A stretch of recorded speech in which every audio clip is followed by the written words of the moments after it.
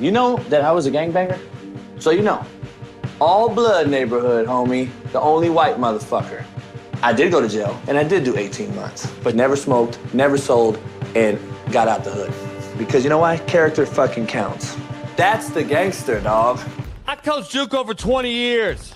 Left Indy, Netflix, Last Chance U. The way they decided to depict me, and I decided to start my own shit, my own show on the realest show on Planet ERF, the Coach AB show. Didn't know who I was going to have as a co-host. So about 6 years later, I decided to hire Big Smitty, Naptown's finest. I found the best young producer in the biz in Big Bailey. Now we're on the brink of becoming the biggest show, the realest show, and the best show on the internet. Just like I did unintentionally while being filmed on Last Chance U, raw and uncut. Coach JB and Big Smitty every single day, 6 to 9 a.m.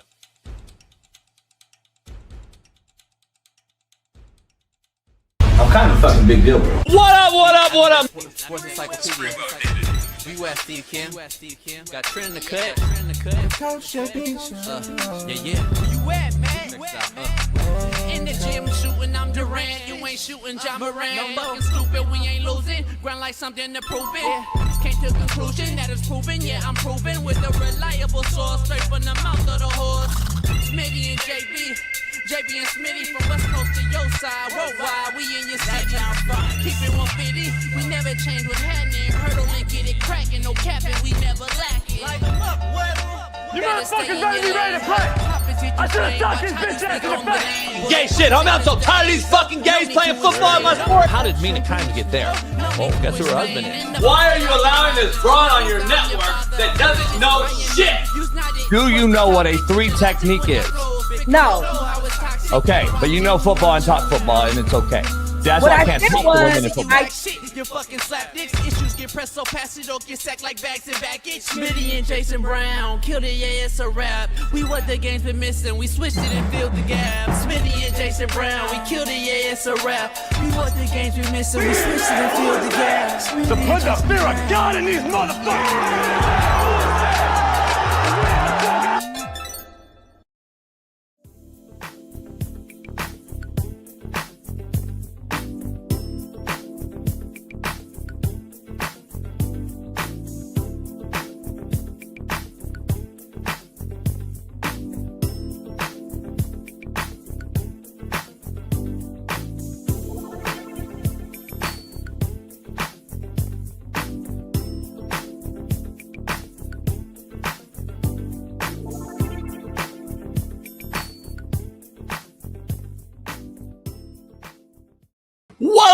What up, man? We are in the building. It is Merciless Monday. I'm taking no mercy. Tap that like button, subscribe, become a member. We're back. We had a loaded show last week. The numbers are up. Shout out to all you guys, man, for becoming members if you're not one and subscribing to the realest show on planet Earth. In all seriousness, joking aside, we are appreciative. You know that. As the leader, as a mentor, and as a savant of sorts, I just want to let you know that. Nah, I'm just fucking with y'all. We don't really give a fuck. You're a bunch of nobodies. So let's dive into the show, man. It is loaded. Merciless Monday. Big Sean King, Black Ice. Lauren Conlon's going to hop in here after she was in L.A. visiting last week and covering the David case and much, much more. But Kyle Shanahan over the last about 2 weeks ago had a bad car accident, which was kind of kept under the wraps, it seems, until now. The Niners have named the interim head coach. That tells me something serious. And Shanahan's return is still unknown as he is dealing with several apparent serious injuries, none apparently life-threatening. The WNBA All-Star Game has come and gone. Big Smitty can't wait to get his reactions on the court product. But off the court, I got something, a little beef to pick. The simple fact that they are the first American sport league to not wear the American 250th year patch, but continue to play in America, benefit from what America offers. But due to the chief and commander of America, Donald Trump, they refuse to be American? I'm confused. Never in my life have I seen more entitled and enabled people in my life. And I'm not talking WNBA. I'm talking in general. People, all walks of life, walking around this country right now that benefit from the country, but yet just continue to shit on the country. Screw who the president is. I don't give a fuck who the president is. If you don't like him, it don't matter. We've had a bunch of presidents we don't like. But if you don't like the country, then why don't you just leave? I bet you won't, though. But to continue to benefit from what this country has given us. LeBron James will apparently live in New York, then travel to Philly by helicopter or train, which is crazy in its own right. But the fact that the New York Knicks were one of the 10 teams or so who weren't interested in LeBron's services now looks even crazier to me that he'll live in New York. We had another young former NFL player who has taken his own life. Former Super Bowl champion Jordan Devey, dead by suicide at 38 years old. And let me put it this way. When I always say to people, don't use mental health as a crutch for mental weakness, that still stands today. And that'll always be my opinion. However, what do I also say? Mental health chooses you. We don't choose mental health. Does mental health exist? Of course it does. And this is a case that is simply proving that it exists. He left 4 kids behind. Anyone in their right mind simply don't leave 4 kids behind like this. And the fact that many of you don't know, a lot of you don't know, is that the players were days away. And I know I have inside information. We'll have a guy that's spearheading this on the lawsuit side. They were days away from 100% settlement. Braden Fajoko's dealing with that right now. One of my boys is an attorney for the NFL, former player Orlando Ruff. 100% settlement, days away. And this young man couldn't hold out because of demons that he was fighting. Either way, it was a sad day for his 4 kids and everyone he's left behind. But this is continuing to become a bigger issue in football and needs to be addressed. But what do I know? What I do know is our Far East Sider, 317. LeBron hairline having, Lamar Jackson loving, WNBA attending, Caitlin Clark jocking, in and out hating, White Castle loving. Our main man is back, Big Smitty. I'm back. And why you're black, huh? What's going on, y'all, man? Did you miss me, chat, or no? Not really. Did I? Did the chat? I know you didn't miss me, chat. Did y'all miss me a little bit? Did a few of y'all miss me, or not really? Be real. So let me get. Can I be honest? Can I be honest? Huh? Can I be honest? Yeah. So Friday's show, they said you could leave. They don't care if you ever come back. Got you. But then since then, they missed you. So like, see, people. What happens is people. Yeah, because time sets in, and we're part of the moment in life. Got you. So the show Friday was cool. Everybody liked Sean Salisbury came up for a hot minute. Pac-Man jumped in with his dog, and we were just clowning. Yeah. You know, Weddle hopped on last minute. I asked Weddle to come in. He got inducted to the Ring of Honor at Utah. He popped up. So you had a lot of stars come on one day. It's like I leave and you bring on Salisbury. You bring on, I saw Pac-Man. You bring on Weddle. You brought on Sean King. I'm like, damn, that's a crazy. Why I gotta leave for that to happen? Why can't I stay on here and we bring them on? That's kind of weird. I've never had Salisbury. I've never even met Salisbury. Go. Well, Salisbury did a D's Nuts joke on you live in studio, so you have met him and have done a show with him. But at the end of the day, it's amazing. 5 years ago. I mean. That's how many stars it takes to make up for 1 star, Smitty.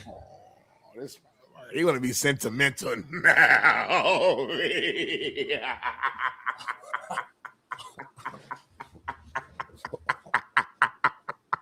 You know why? Harvey trying to gang me up. Like, you know why, though? Why, though? I saw my life flash in front of my very eyes. What happened?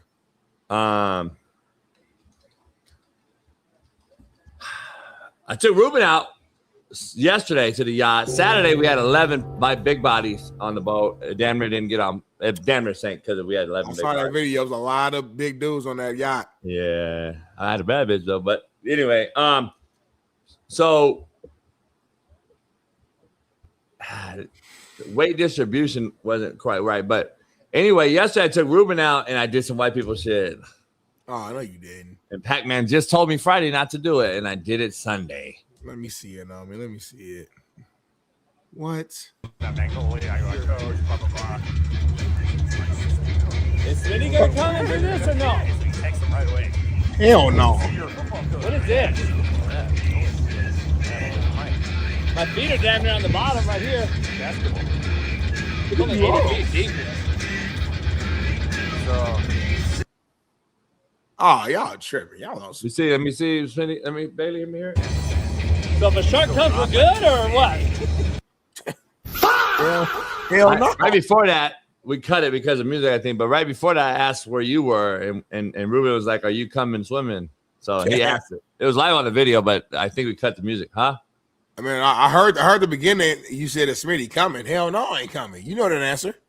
You're in the ocean, homie. It's clean, homie. You're in the ocean. First of all, disgusting. I know your skin is itching right now. Number one. Number two, the fact that you asked the question. So if a shark comes, are we good? Stop right there. The fact that a shark's even an option, and you're in the water. That's the white people shit right there. That's crazy. That don't make sense, homie. Why would you even be taking the risk of a shark? I anchored out real quick right by in the inlet. So it wasn't like we're not in the middle of the ocean, but we're in the inlet. So there is access. A lot of sharks have been seen right there. But I had my sonar on. So I had Ruben watching the sonar. If anything came underneath us to yell at us. So that's all. But I was in there real quick, huh? I feel like I just sent you a video or something like a news video or article like a couple of days ago that said it's Hello Sharks in Newport. I think I sent you some on Instagram. Oh no, I see them. I see them all the time. I see them all the time. And you still got the water. That's the white people part of it. That's what I'm trying to tell you. If you don't want to be here, that's what I'm trying to tell you, dummies. I jumped in. That's the white people part of it. I know there's sharks there. I see them all the fucking time. I'm basically there every day. That's my part. I'm trying to fight my own demons, homie. I did dumb white people shit yesterday. I had to agree to it. I admit to it. That's all I'm saying. This dude crazy. Well, I'm glad you're here to share the story. I would suggest you don't do it again. But, you know, you're not going to listen to a black man. But listen, man, we back here on this Monday. Excited to be back. We got some haters in the show. We got some lovers in the show. But I'm going to still talk to y'all regardless. If you don't like me, I love you. If you do love me, you're my brother or my sister. We got Mr. Something in the show. We got Blake Board in the show. We got Derek Sanders in the show. We got Freaky Boy Dre in the show, JB. We got Caleb Seeger in the show, JB. We got a new member. Parker Means is in the show, JB. And, of course, we got Spank Mableton in the show, man. Shout out to my name. Spank. Huh? I don't like Spank. I don't like that name. What's wrong with Spank? I don't like it. Are you kidding me? You like Spank? I mean, I know a couple Spanks. JB Yacht Captain. Friday show was the best one ever since Smitty joined. My internet's getting shut off right now. Right now? I didn't pay the bill. You know everything, Cindy. You know how it is, man. When you make $90K a month. You forget, like, there's auto pay, certain shit's auto pay and shit. Some stuff not, yeah. And unfortunately, I didn't have this one paid, set on that. Let me pay it real quick so I don't get shut off during this show. Jay Uso said, better show without you, Us, respectfully. Thanks for being honest, bro. Real talk. Wait, what? He added the respectfully, so, like, I can't get mad. If you say respectfully, I gotta disagree with it. Like it's just what it is. I gotta take it. So, Jay Uso, appreciate that gives you bro. A pass. Yeah, you can say whatever you want to. Damn near. We say love you though, Smitty. Hey, it's all love then. But it's damn near not though. But listen, if I ask you for your honest answer and you got to be honest. I gotta take that. I can't assume it's gonna be an answer that I want to hear. You know what I mean? So I can't get mad. Madeline Stevenson, Glassman is back. That show on Friday was male, stale, and pale. Have you determined she real or? I've been working all weekend, so I'm not privy. So now that she defends you, you don't know. The other day though, you said she's a dude straight out. You already know. So it's funny how that works. Did she DM you yet to like? No. Oh, she ain't DM. Madeline, when you get a chance, can you DM JB some proof that you are who you are? And if you are, please don't be offended by it. We just got a lot of trolls in this show, so we got to just, verify some stuff. So DM JB sometime during the show, please, and then we'll confirm you. You know, it's crazy. Somebody said that Friday's show damn near 50K views or whatever. Do you know we had I think, Bailey, I don't know the number. There's 3 regular clips that are 40K too. Yeah. I didn't know that. I wasn't privy. I don't get the numbers. I'm not privy to the numbers. Smitty, the show is powered by Underdog.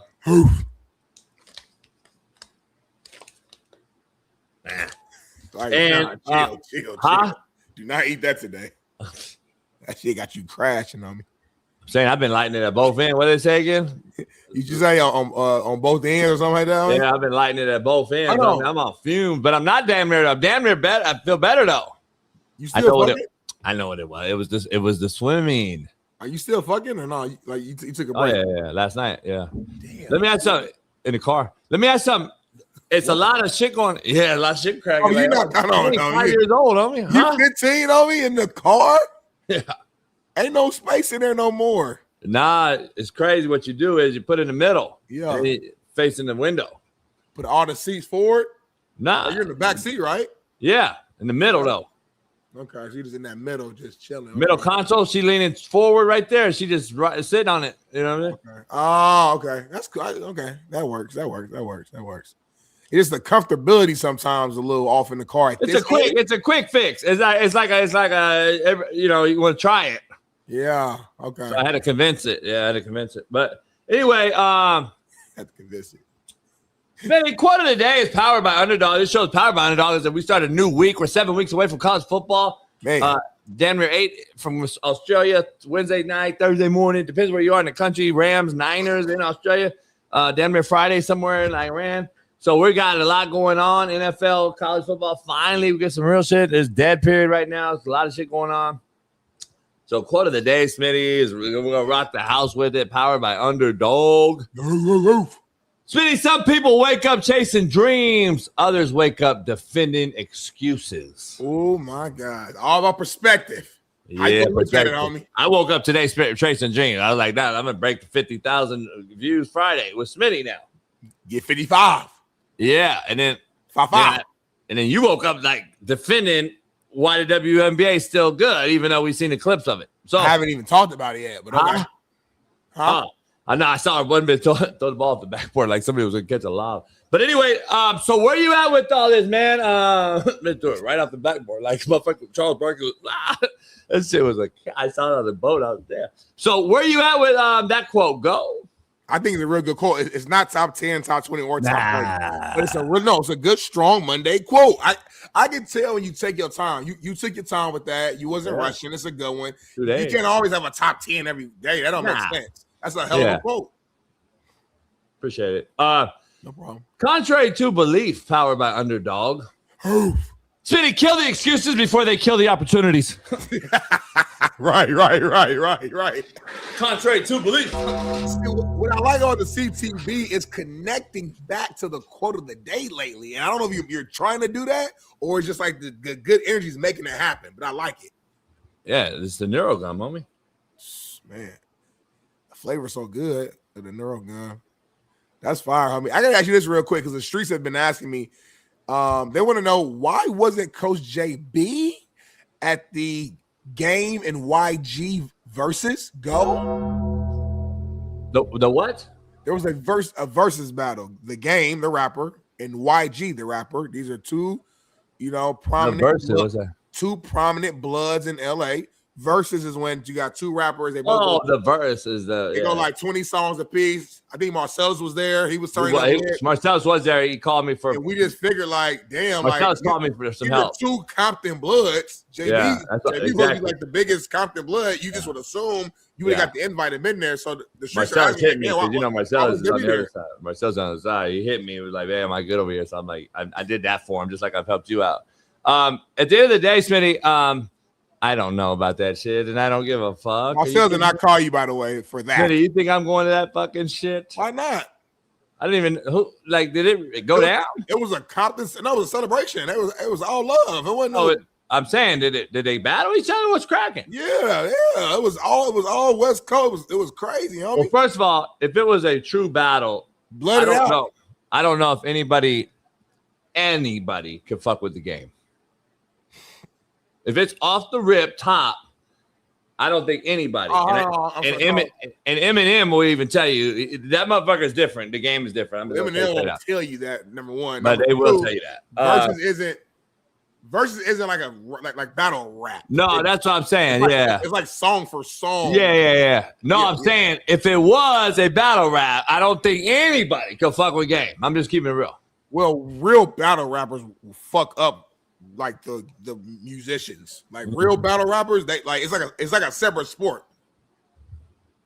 I know. I get that part. Yeah. But and again, I'm gonna reiterate it again.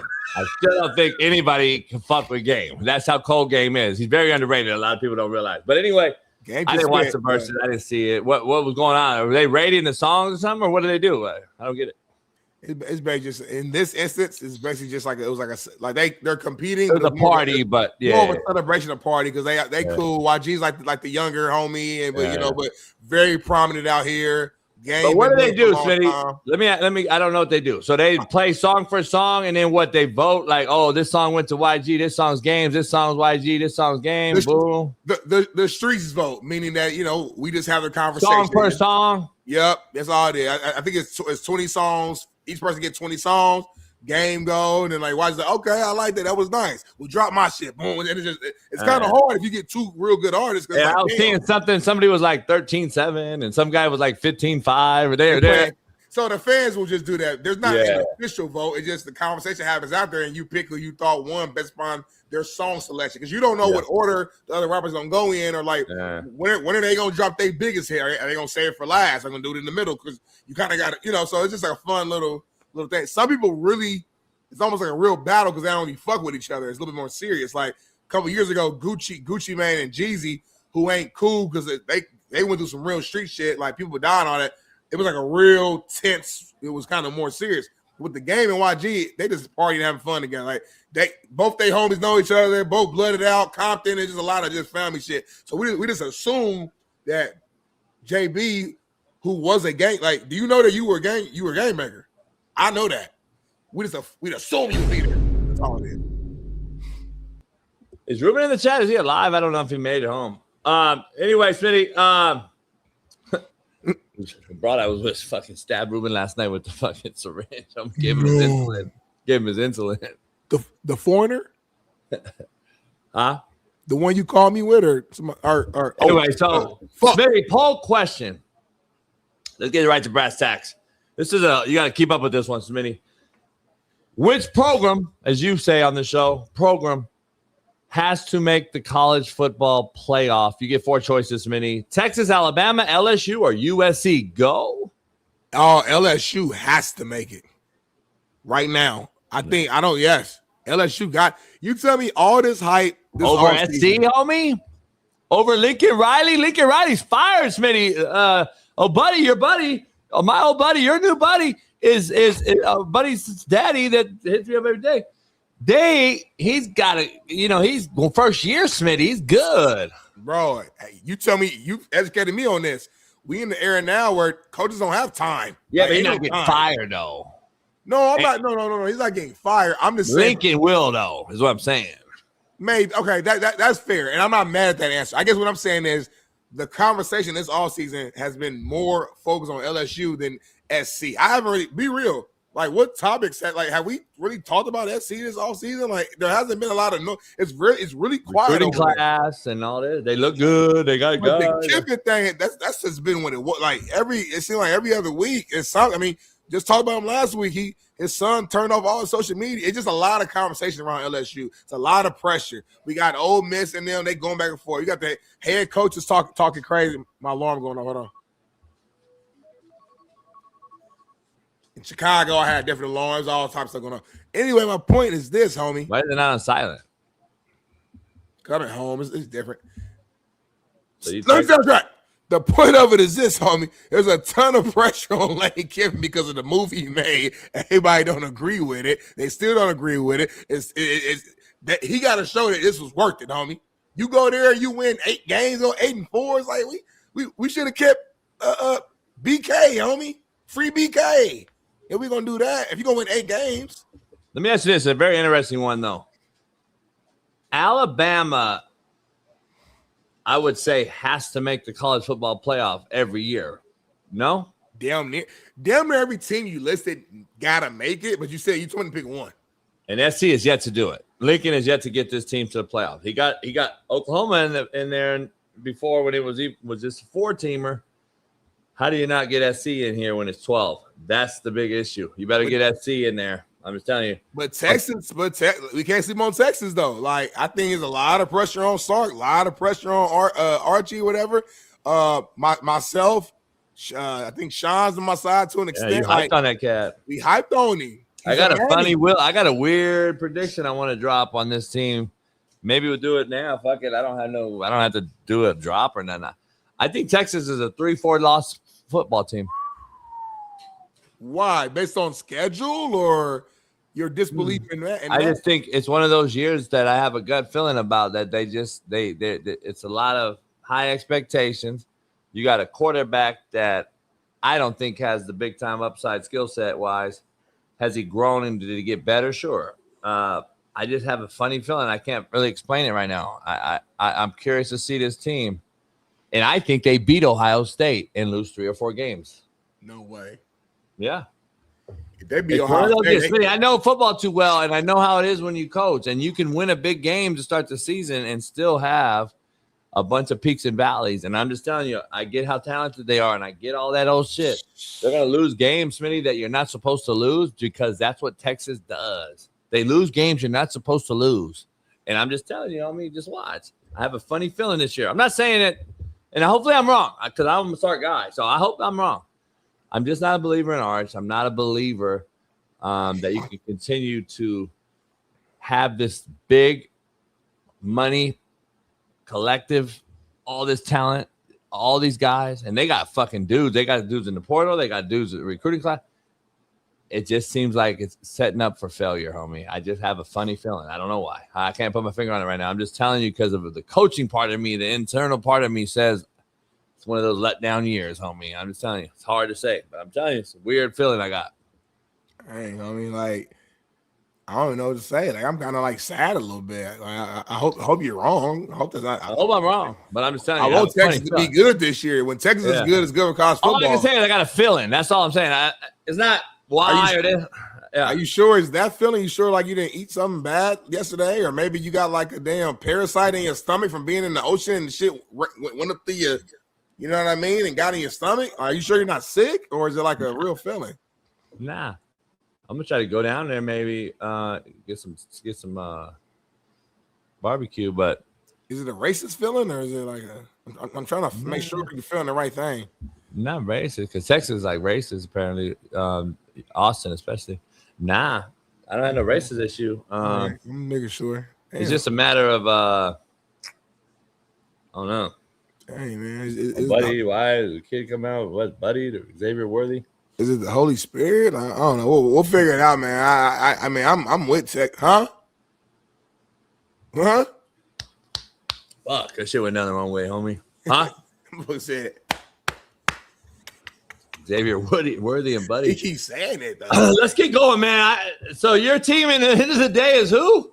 My team at the end of the day is LSU. At the end of the day, your team at the end of the day is USC. But I want to know what the fans' team of the day is. Maybe Betty can drop it like a little poll. Maybe I'm not sure what the capabilities are, but maybe the chat can kind of throw their answers too. I want to know what they're talking about, man. Hey, Betty, I think we should break the news that everyone's already knowing just to get it going, just because of what's happening. It's all over it, breaking everywhere. Yeah, I gave it to y'all in the first place. Y'all ain't even know. So yeah, and I was told earlier this morning on a text message by somebody privy, but I can't say it. Well, it wasn't on the rundown until I sent it to y'all. So you welcome. Yeah, but I mean, I already knew about it. Should have said something. So the rundown don't matter. Rundown's everything. But anyway, Smitty, go ahead and break it, man. What's going on? What's going on here? I mean, we got something to show on the screen. Let's throw it on the screen, man. But I mean, your guy, one of your closest homies, who's guy?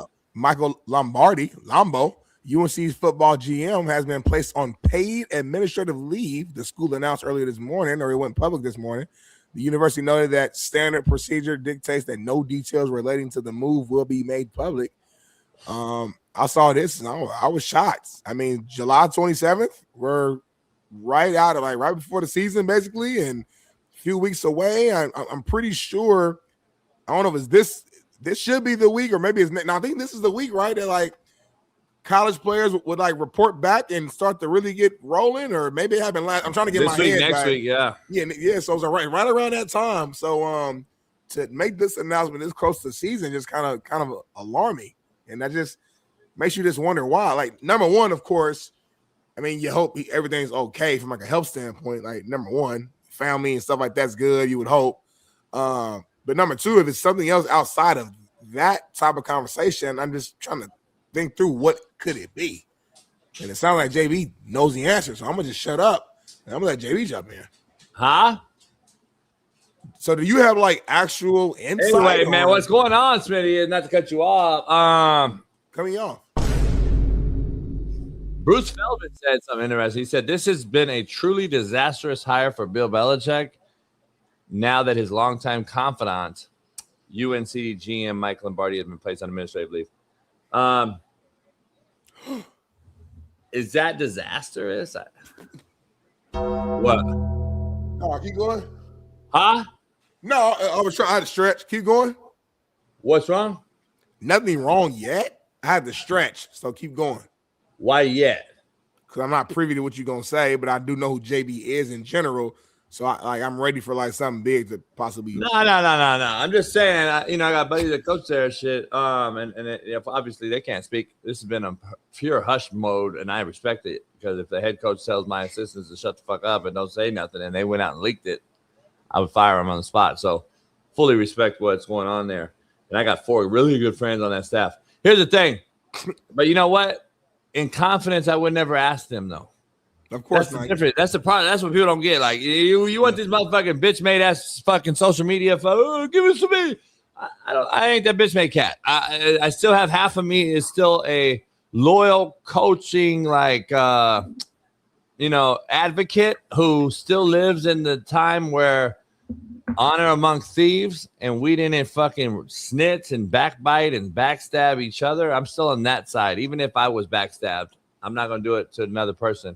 So I don't really need to know what's going on there. The fact that it's right now, Smitty, just to give you and I's opinion on it, tells me in my gut if my gut is 2 things it could be. It's real simple. Oh man.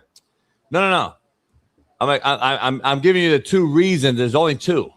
I know. 1, administrative leave right now means it's a very simple clerical error of some sort, which I've seen happen, meaning something was reported by rule by the school or the NCAA. You have to be put on leave until it's figured out and said, oh, man, it was a dumb mistake, but we have to put you on leave. It's kind of like a Title IX at the University of Indiana when I got a running back named Morgan Ellison. Oh, okay. Once you're accused at all, you have to be put on certain schools. Miami, Indiana. There's a few not Title IX schools that you automatically were done, expelled or until further notice. That's one thing, right? Clerical error. Let's just call it clerical error until they say, all right, we know Lambo. It wasn't that. The second thing is it's serious. And on July 27th or 8th or whatever day we are on, I don't see this being anything good because he, at this time, will not return. There's just no way. When you say serious like what? Like just like throw something at me like that you've seen. I'm just curious. Like misappropriation, student body. I mean, who knows? Money, funds, allocation of funds. He broke? Huh? No, go ahead. No, it's just when he's dealing with as a GM, who knows what he's doing? He's allocating funds possibly from certain places to certain places. I did hear, and I know that's privy that he's kind of rough around the feather. He's ruffled some feathers in the office with certain people. That's not coaches. So just be clear. So when you start to get that reputation around the office and you're not directly involved in football, but work with football, starts to wear thin. So I'm just telling you, who knows what it is, but it's 2 things. The clerical error, he'll be right back soon, or it's serious and you're done on July 28th, 7th. So I'm just telling you, Smitty, you don't get suspended or put on leave right as you enter camp. I'm just telling you, it's not a good thing. Yes, Darnell? So I speak for the streets, and I just, I'm a voice for the streets. So when the streets talk, I make sure that, I listen and that you provide answers. So they want to know from your perspective, is there any way at all that Jordan Hudson is involved in this paid administrative leave? Go.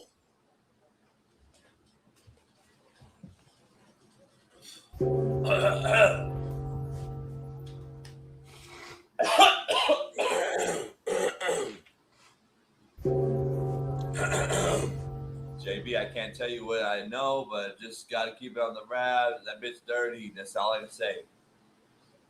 Anyway, let's get back to brass tacks, man. We got a lot going on. You all right, homie? Yeah, my phone. I was just reading the text. But anyway, let's get back. I think I read the text out wrong. It's bad business. Yeah, this motherfucker, she running this girl running everything.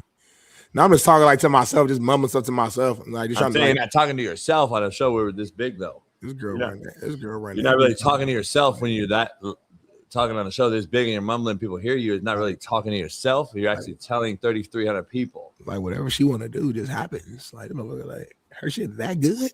Like it's that good. Like Belichick lost his mind, Smitty. Like Smitty, Belichick lost his mind over the cat. And she's literally doing whatever she want to do now. I told you, motherfucker, you didn't listen. You tried 30D was bad. Shit, this bitch. She fired motherfuckers. Like, twist that motherfucker. She twist that skin off, homie. I'm just telling you. You guys think I'm bullshitting, homie. We broke this down. I get motherfucker don't get it. And she's 73 years old, homie, or whatever. He ain't never felt, bro. This motherfucker is like it's different. You know, there is different. Yeah. People don't realize there's definitely different cat.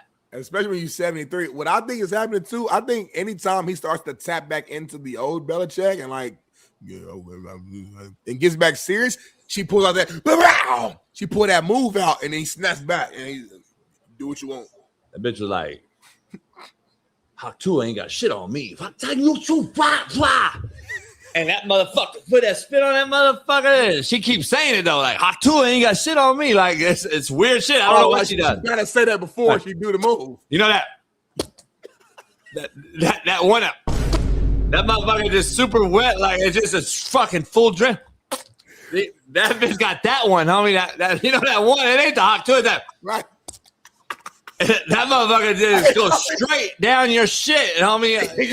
Is there the opposite of Hawk 2? Because Hawk 2 is from back here. She do it from the front of the motherfucker. Her shit already on fire. And that motherfucker goes everywhere, like ball, everything, homie. And she just slurp it back up, though. Like weird shit. Like that motherfucker, like, oh shit, Bill Belichick can't handle that shit at 73, homie. I think literally he never been privy. The vision I got in my head is like she's in the kitchen cooking. She can overhear a conversation in the other room. She hears the old Belichick coming out. Yeah. She throws his dishes down, runs in there. Yeah. Hot 2 ain't got nothing on me. Like, he just do the shit, homie. Like, yeah, like she get on that motherfucker. No matter where she at, she just hurry up and do the move real quick. You know the eyes up? Yeah, homie. Like, you can't put the hair back and the eyes up. You can't put the hair back and the eyes up and then do that. You can't do that. And that shit just fucking is everywhere. Like you don't hear no noise. It ain't no bullshit. It's just fuck. And that shit is everywhere. It's a puddle on the floor. Silent but deadly, homie. Yeah, homie. And that motherfucker Bill Belichick's like, fuck it, fire Lombo. I don't give a fuck. Fire whoever you want, man. You hire the staff. Get whatever the motherfucker want to do. You hire the staff. Homie, while she doing it, she's talking to him about her plans and shit. While she's doing it though. Can I fire Lambo? Like, yeah. Sorry, baby. Lambo gone. Keep fucking around. Your O-line coach gone. Keep fucking around. Give up more than 21 points. Your kids is gone. I'm a white safety coach anyway. Like, she's talking about the whole staff. Matter of fact, today I'm gonna shock the world. Fucking Lambo gone. That motherfucker like Lambo. Yeah, and shit kind of go down a little, and then that bit. Yeah, Lambo, motherfucker. Like, that motherfucker. He's like, that's where I draw the line. Oh, really? That motherfucker. Homie, something's up with her cat or her mouth. That's just really what it is, homie. There's nothing you can say about it, homie. Homie, what's the move right here? Do it one more time, please. Homie. I got Texas now from that area. I mean, what's the move one more time, bro? I can't do it. Yeah, it's crazy. I mean, have you ever had it do like some type of twist on the skin? Like it's like a homie. But it's unbelievable. She know how to do it perfect. Like what's the first note? What's the noise though? Not the one you just did. What's the bow? What's the it's like what's up? That motherfucker. You can't do nothing about it, homie. Unless your shit like suit. It's like I don't get all that, but you gotta have a little pipe though. So if somebody don't have no pipe though, I don't know what does she do though. She can't do everything if you ain't got nothing to work with. Is what you're saying, boss. That might be why Buddy's firing everybody. I don't know. That makes no sense on you. I don't know. I mean, it's gonna be very interesting to see. I got a text message and I can't divulge it, but it's like I said, it's tight-lipped. There's nothing coming out of that office, so it's tight-lipped. Yeah. So that tells me why, because it's admin based, meaning information. Meaning it could be a clerical error, and they're doing a research real quick to make sure that the allegation or the fucking whatever is false, and it might be a quick one. Or if it's serious, Smitty, it's just gonna be real simple. How quick is his return? It will tell us the severity of this whole thing. And that's just really what it comes down to, brass tacks on me.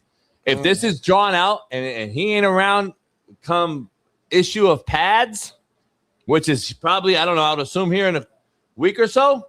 Yep. I would assume he's cooked. And if you hear about law involvement as far as lawyers or whatever, he's cooked. So I'm just going to leave it like that. Well, Lambo, you're free to come on here, man. You know, you're a friend of the show, and you know we've shown you nothing but love. Bring your book. We'll fucking promote it. Yeah, and we'll have you on the show, and you can discuss it and defend yourself or explain yourself to whatever comfort level you want. We'll provide the platform, and you know JB's not gonna show you nothing but love. So feel free to come on here. Let me text that motherfucker right now. Hey, you good? I should text that motherfucker. Yo, what you need? Huh? Yo, homie, you good? You need anything? You want to let the world know, or oh man! All right, well, great discussion. Great discussion to get this show popping, man. Let's go into something you teased during your opening. San Francisco 49ers coach Kyle Shanahan suffered significant injuries in a car accident during a summer break in mid-July that now will leave him limited as the team opens training camp. Shanahan broke his nose, 3 ribs, his hand, and needed over 40 stitches in his face and suffered a severe concussion during a July 14th car accident when he collided with an SUV near his Northern California home. Kyle Shanahan was taken by paramedics to the local hospital where he spent much of that day before being released. The other driver was not injured, per Palo Alto Lieutenant Nicholas Martinez. Martinez said drugs and alcohol were not involved, and both drivers were cooperative with the police. No one was cited for the collision. 49ers assistant coach, head coach, and offensive line coach Chris Forster is expected to assume some of Kyle Shanahan's head coaching duties and help lead the team, Jason. One more thing here. Shanahan informed his assistant coaches of his accident on Tuesday, and other players slowly have been getting the news that the 49ers confirmed, yesterday. So, crazy situation here. I'll give my quick take. I'm just glad he's all right, man. Y'all know I'm a fan of Shanahan. I've been defending this dude since I joined the show. Me and JB, we go at it. But on a serious note, I mean, the type of injuries he had sustained shows you how serious of a situation this was. So I'm just glad he's alive to tell the story and he's good. I pray that he heals as fast as possible so he could be, get back to doing what he loves fully.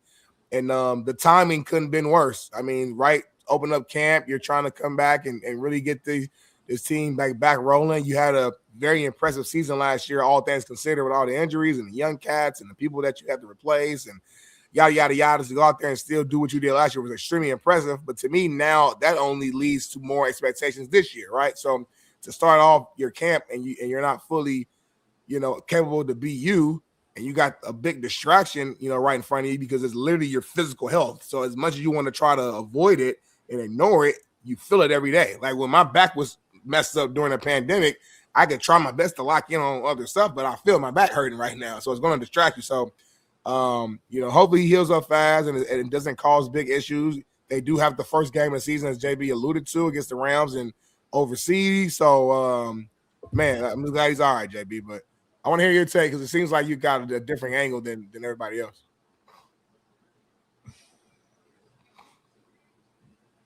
Why would I have to have a different angle?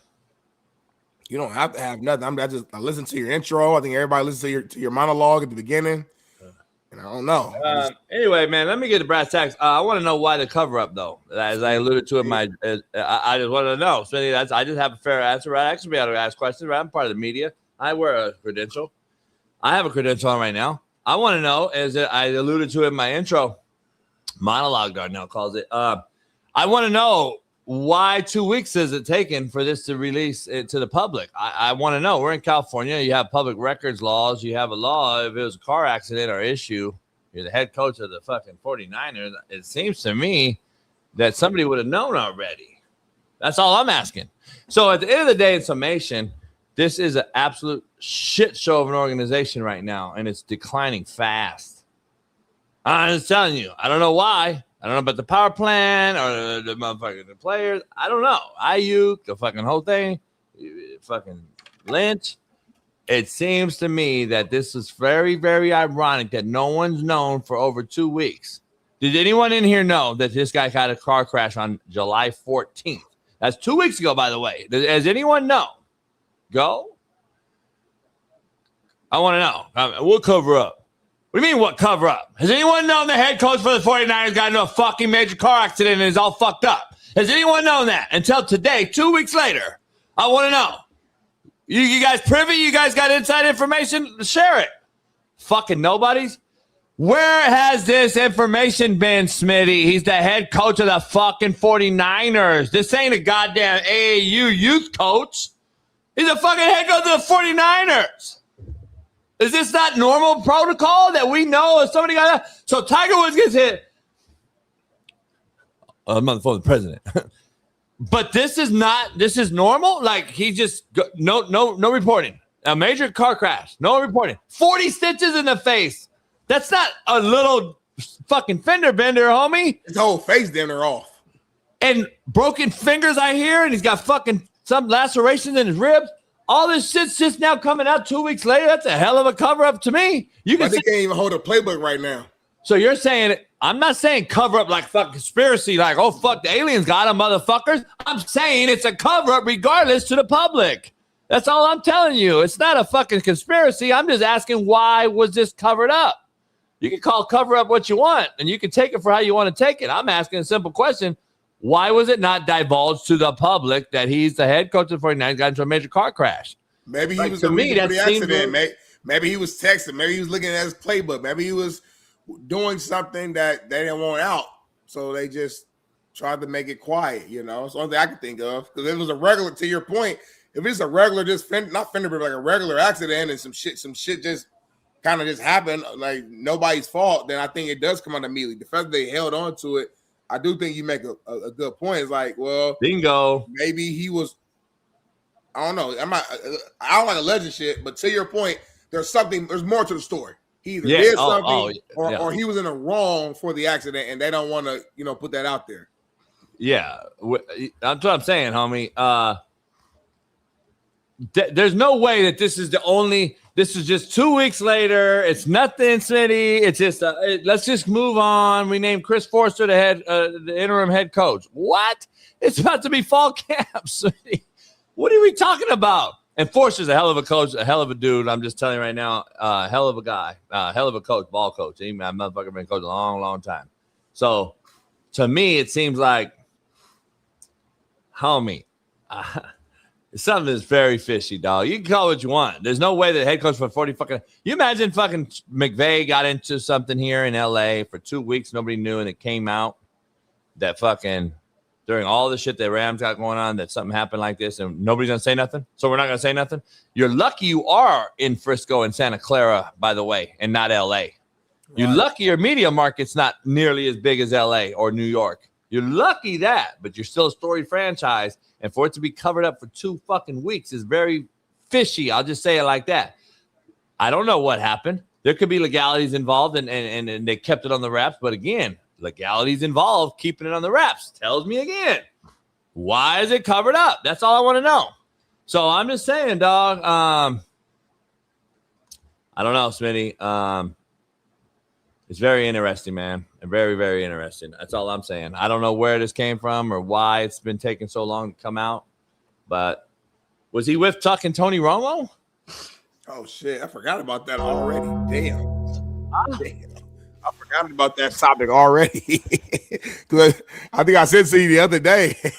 And I made happened Friday. We made like a little comment or something about Romo, Sanchez. There's a lot of shit going on. A lot of former quarterbacks. I don't know what's going on. I mean, like analysts on TV who supposed to be covering the game is drinking and driving and stabbing people and shit. I don't know what's going on. Huh? What happened? It's a lot of former quarterbacks who are hired to big networks to talk about the game and do the play-by-play who are drinking and driving and stabbing people and beating up people for some reason. I don't get it. What's going on with the kid? Oh my gosh, man. That guy Tony, I'm telling you, that guy Patrick Mahomes, man, he's just so good. 1 second. Had to take me a shot real quick, man. But Patrick Mahomes, I'm telling you, man, this guy, they just getting drunk during the games now, homie. Like, look at this motherfucker. I mean, this ain't the first time for Romo. Oh, like this is what he do? That's a horrible. That smile is crazy. That's like straight out the Brady Bunch, homie. That smile is insane, homie. That's like almost damn near. I'm gonna be honest. Damn near killer. I'm about to say serial killer. I mean, that's damn near the Joker, the clown. Our brains is doing it right now. Pause. The clown. I just said Joker, like the new Joker, the last one that came out when he was like in the camera, like that Joker. Yeah, it's a real thing, homie. Romo crazy, homie. Remember he had the coronas and shit. This was way when I was on McAfee show. He came out and I was clowning on McAfee about it and shit. And you know he posted Twitter about me talking shit, right? Romo did. I know that. He was on the coronas. Yeah, it's a known thing. Motherfucker loaded always. You remember Romo fucking? Is that why he fumbled the snap, homie, on the field goal? The game with the field goal? I don't know, but this is the thing, Smitty. I got to be real, and I'm tired of dealing with it because it started to become just straight out. Somebody has to say it. We might say it on the real show. This is becoming a fucking mockery. It's an absolute mockery. The Kyle Shanahan, Tiger Woods, Tony Romo, these fucking celebrities continue to have these fucking issues, dog. Like, let's be honest. If anything, and I get accidents happen, Smitty. I'm not going to say it's not like accidents don't happen. But let's keep it real. Why are these people not fucking either A, hiring people? If you're going to do any fucking thing, it's not that hard, Smitty, to fucking hire someone, have them sign an NDA to drive you around. If you don't want to be out there and you don't want them to know who your driver is, NDA the thing. A lot of people do. Why are we having these fucking celebrities continuing to get fucked up? We don't know Shanahan's situation as far as why the wreck happened.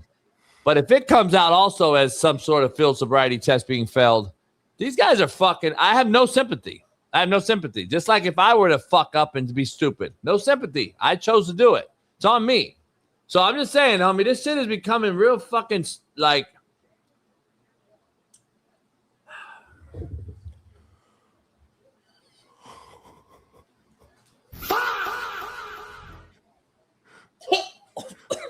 Fuck. You all right? You good? What is it? They got dice in the mirror, homie. What? They got Bud Light and Coors. They got dice in the mirror, homie. Beers, bullshit. Blame the ref.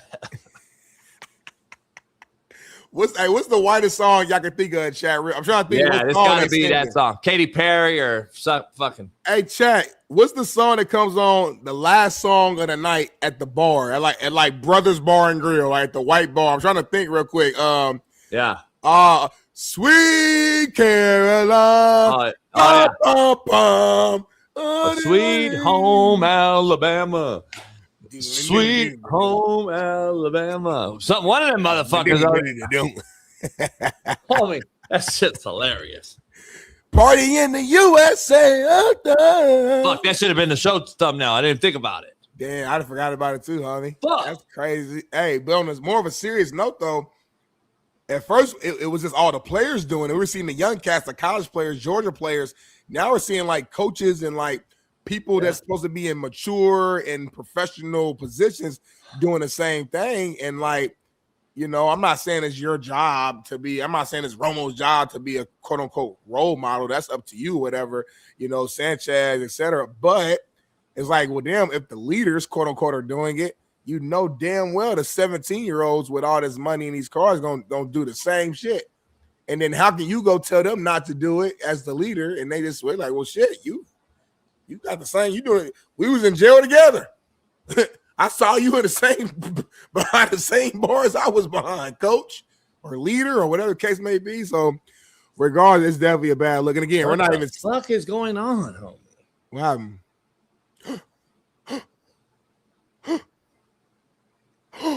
My boy Darren Hagan hit me. That's our boy, you know, Eric Bieniemy is a lifelong friend.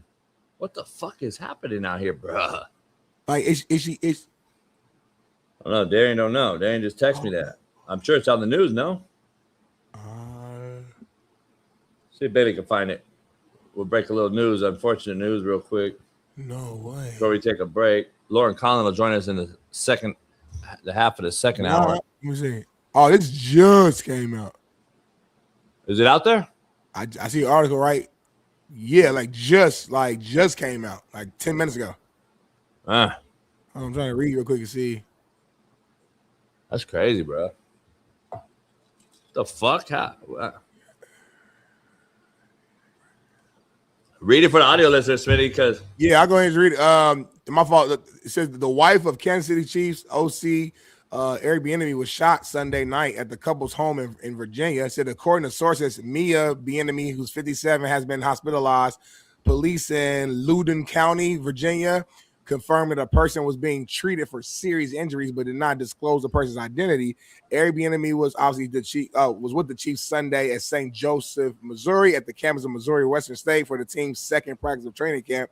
Loudoun County Sheriff's Office spokesperson Leah Powell said Monday that police arrived at a home located on the 1,000 block of North Park Drive in Ashburn, Virginia at 7:32 p.m. Eastern time on Sunday night. The chief said in a statement that they are aware of the incident involving EB's family, but did not provide further details. And that's pretty much it right now. That is crazy. So I think she's like alive, thank God, but she got some serious injuries. So that's the house he owns from when he was in Washington for the Commanders.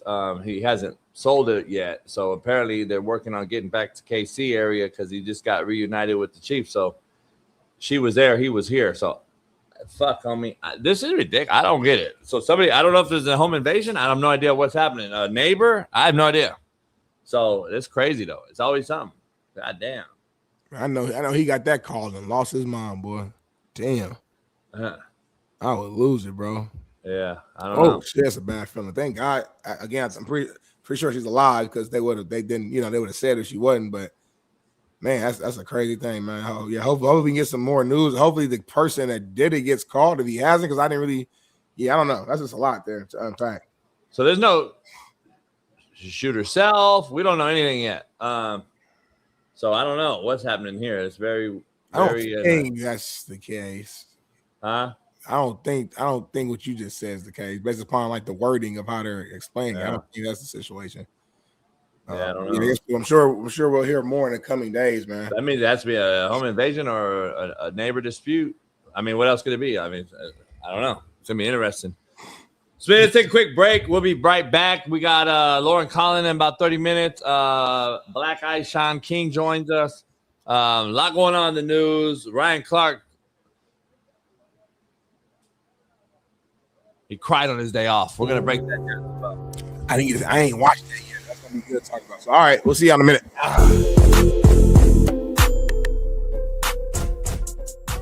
Hey, well, fuck it. I'll go home tonight. I'll drink my yak and smoke my stick, and I'll get it back cracking.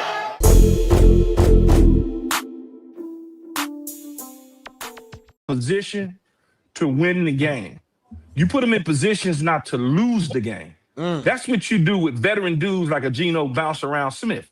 You don't try to turn him into a guy who could throw the football all over the lot 35 times a game.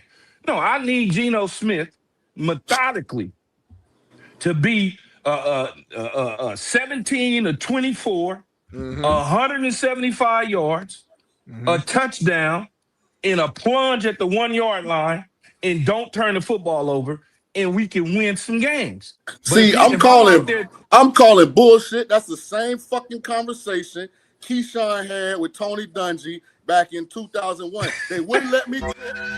They wouldn't fucking let me cook. Talking about if you don't turn it over, we win. I came from Tulane, 4 wide receivers, throwing the ball all over the fucking field. It's the National Football League, They got me under center with a fucking fullback, handing the ball off on 1st and 2nd down, talking about throw slant flat on 3rd and 5. Yeah, because I can get 6. That's that bullshit, Sean. I can get 6. Man, So, speaking of females, take a listen to this. Man in the Big East. I literally weighed like 165 pounds. And this man was like, yo, you got to get stronger. Yeah, 165 pounds is insane, bro. I was I was trying, but he's like, yo, get stronger, motherfucker. I'm like, damn. Coach, you recruited me, motherfucker. Right. Like, you said you loved me. Is that a WNBA player? Is that a WNBA player? That's Jeremy Lamb. Played at UConn. Bull spit. Huh? Bull spit. He was a hooper for a minute too on OKC. Mina Rossini, let me see that. This addresses your question about our dynamic. I asked her, well, why did you take up the saxophone? To which she responded, because it sounded like sex. To which I responded, we are so different. Very different. It does sound like sex, though. I thought it would be rebellious. I thought it was like a bad girl You were like 12. Well, I was raised like a very good, well-behaved Catholic schoolgirl, so it was...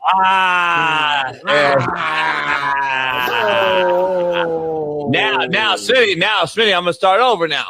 I'm gonna do everything over now. In news, Mike Vrabel was seen in a secluded hotel in Arizona with Diana Rossini. Both married, Smitty, by the way. Let's get your reaction. Here's the pictures that have leaked. Your reaction. Go ahead. Yeah, man. This is unfortunate. Knowing Diana Rossini's background, how she was raised, I think she definitely did it. Olympics, shout out to the committee, man. They've actually put their foot down finally. I don't know why it's taken this long. Transgender women athletes are now excluded from the Olympics after the IOC agreed to a new eligibility policy on Thursday, which aligns with U.S. President Donald Trump's executive order on women's sports ahead of the 2028 Olympic Games. Shaun? Common sense, finally, man. I don't understand why it took this long for men and women to realize they're not equal. It's fucking ridiculous. But at least the Olympics won't have a dick swinging with females. Hey, JB, love these topics, man. Hey, this show's hilarious, man. If y'all hit that like button and subscribe, y'all are insane. This is entertaining. He loves transgender, gay. Him, her, them, they, there. These are JB's. This is bread and butter, boy. Well, that was very gay what you just said. What? Because no grown man. Shaun and I you'll never hear us say pronouns. I tell you, you spit them motherfuckers out like you say them every day, and that is real telling, homie. Well, because I went to school and I took English, so I know what a pronoun in general is. That's not like, well, yeah, but Shaun and I don't walk around. We don't walk around and thinking that you using a pronoun is a valid fucking situation. We look at you like you're a weirdo, fucking insane, mental ill fuck. Like you're a mentally ill fuck if you call yourself a dog and a giraffe, homie. And you go around and you actually address them as so. You'll actually use their pronouns, huh? You don't know what I do. Shaun, oh, you're a him, they. Oh, sorry, ma'am. You're a him, they. Shout out to the Olympics. Shout out to the Olympics, man. Yeah, they got it right, man. Hey, speaking of that, let's continue this train, Smitty. Break this video down, man, and tell us what's going on here because Shaun brought it up and you called him on it. So I kind of want to see what you have to think about this because I think this is kind of right down the wheelhouse that you just brought up about Shaun looking a little feminine when he said certain things. So let's take a look. Let's see it. Ain't that about Straight. bitch? Straight. Do you think other people would think that? No, hell no. Once they get to know me. Do you think this guy is gay or straight? Honestly, I think the interviewer gay. Because as a grown man, why you ask is another nigga gay? Are you gay or straight? I don't know. Do you think other people would think that you don't know? I don't know. Do you think this guy is gay or straight? He could be straight, but I would take him down though. What makes you say that? Actually, I don't know. He could be DL. Are you gay or straight? I'm straight. Do you think other people would think that? Yes. Do you think this person is gay or straight?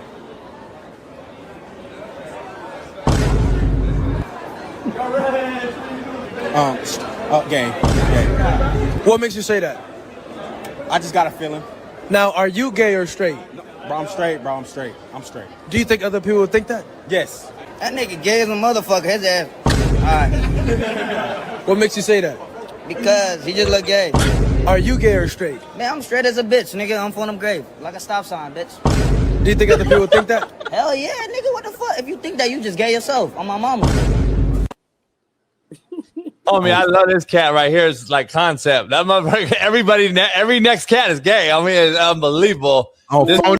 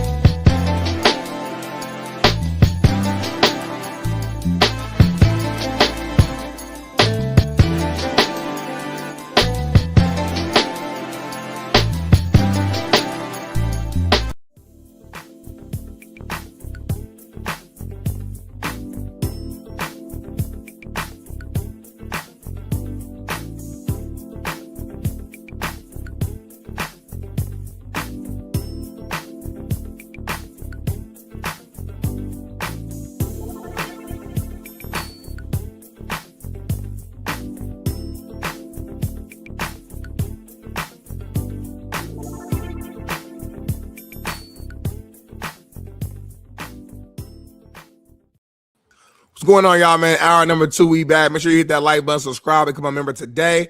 Loaded show. Already had over 3,000 plus people just on YouTube alone in the first hour.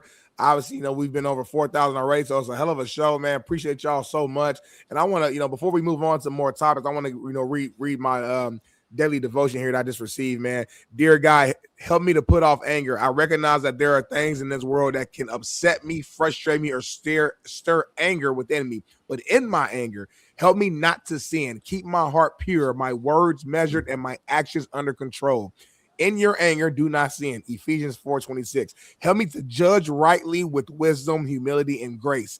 Keep me from reaching out of pride, offense, or bitterness. Excuse me.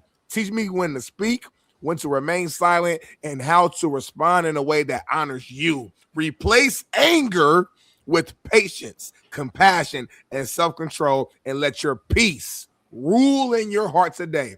In Jesus' name, amen. Whoa!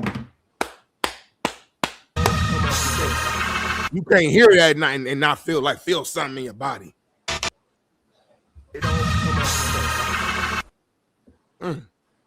Dear baby Jesus, we come today together to give JB's daily devotion. JB says, everybody wants God's blessing, but not everybody wants God's discipline. And that's just JB's daily devotion. And here's the truth. God doesn't bless excuses. He blesses obedience. And that's what JB's been telling all y'all especially, for a long time. And David wasn't ready for Goliath because he talked tough, Smitty. He was ready because he was faithful when nobody was watching. He protected sheep, fighting lions and bears, and trusting God in the quiet seasons. That's where champions are made. Dear baby Jesus, your name, amen. What happened? Sound like ChatGPT. What happened? Sound like what on me? That sound like ChatGPT on me. I don't use that anymore. No more? You just used it a few minutes ago. You made that graphic. I didn't make that graphic. Who made it? Huh? You got some meat in your teeth on me? Bagel. What's up? Let me ask something. You want to play a game? Let's do it. I want you to give me your defense per position using animals. Ooh. You cannot repeat the same animal twice. Ah, damn. So let me help you. Let me help you. I don't even know. I don't know 11 animals. I don't know 11 animals. Who's your Mike Backer? Would you have a gorilla at Mike Backer? Would you put your rhino at Mike Backer? Would you put a lion? Who's your Mike Backer? Who's your rush in? In today's age? Because the back is a little bit more lean, smaller. I need my backer to be able to move left to right, be able to pick up a receiver, cover a little bit. It's not. I don't need that big old mic like we used to early 2000s. I need a more lean mic. So I might put a lion at Mike, the leader. I put a lion at Mike. Yeah, lion would be my mic. I put the tiger at my wheel. Yep, tiger at the wheel. Yep. And I would probably be honest with you, probably put the gorilla at Sam. Eagle the tight end. Sam. Yeah, Eagle the tight end, fucking bear the tight end down, fucking okay. Anchor the defense. For the safety, we thinking an eagle? What we thinking for the safety? An eagle? Yeah. No, I know eagle big motherfucker now. Crow and the eagle. Crow and the eagle probably, or the hawk. I have a hawk and the eagle. The rhino's got to be my shade, and the hippo would be my 3. Oh, hold on. Hippo big as fuck real quick, though. Is the hippo bigger than the rhino? For sure, right? Or am I tripping? I mean, I don't know. They're both fucking – it depends on what you want. You want your 3 tech, you want a quick shade. Hold on. Are we 3-4 or are we 4-3 base? It don't matter. You got to pick 11 cats. So let's go. You bring your hybrid. You can bring your hybrid in. Let me Google a rhino real quick so I can really just see the rhino. And then you said a hippopotamus. Let me look. Okay, that rhino. That rhino might be a good 3. Let me see. Let me look up hippo real quick. I gotta see him to really like. Oh, okay, homie. Let me see. The hippo might gotta be the nose, homie. That shade. I think put that rhino at that 3. And then for my DNs, homie, what we doing for our DNs though? A bear. Cheetah? Bear is 1.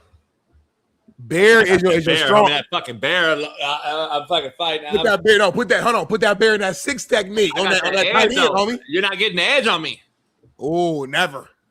I can't use an elephant at DN. Sorry, guys, in the chat. I can't use an elephant. Let's put a cheetah on the speed size. Pass rush like a motherfucker. He's getting like now. Obviously, it's a little bit of a first down, second down. He got to hold his own.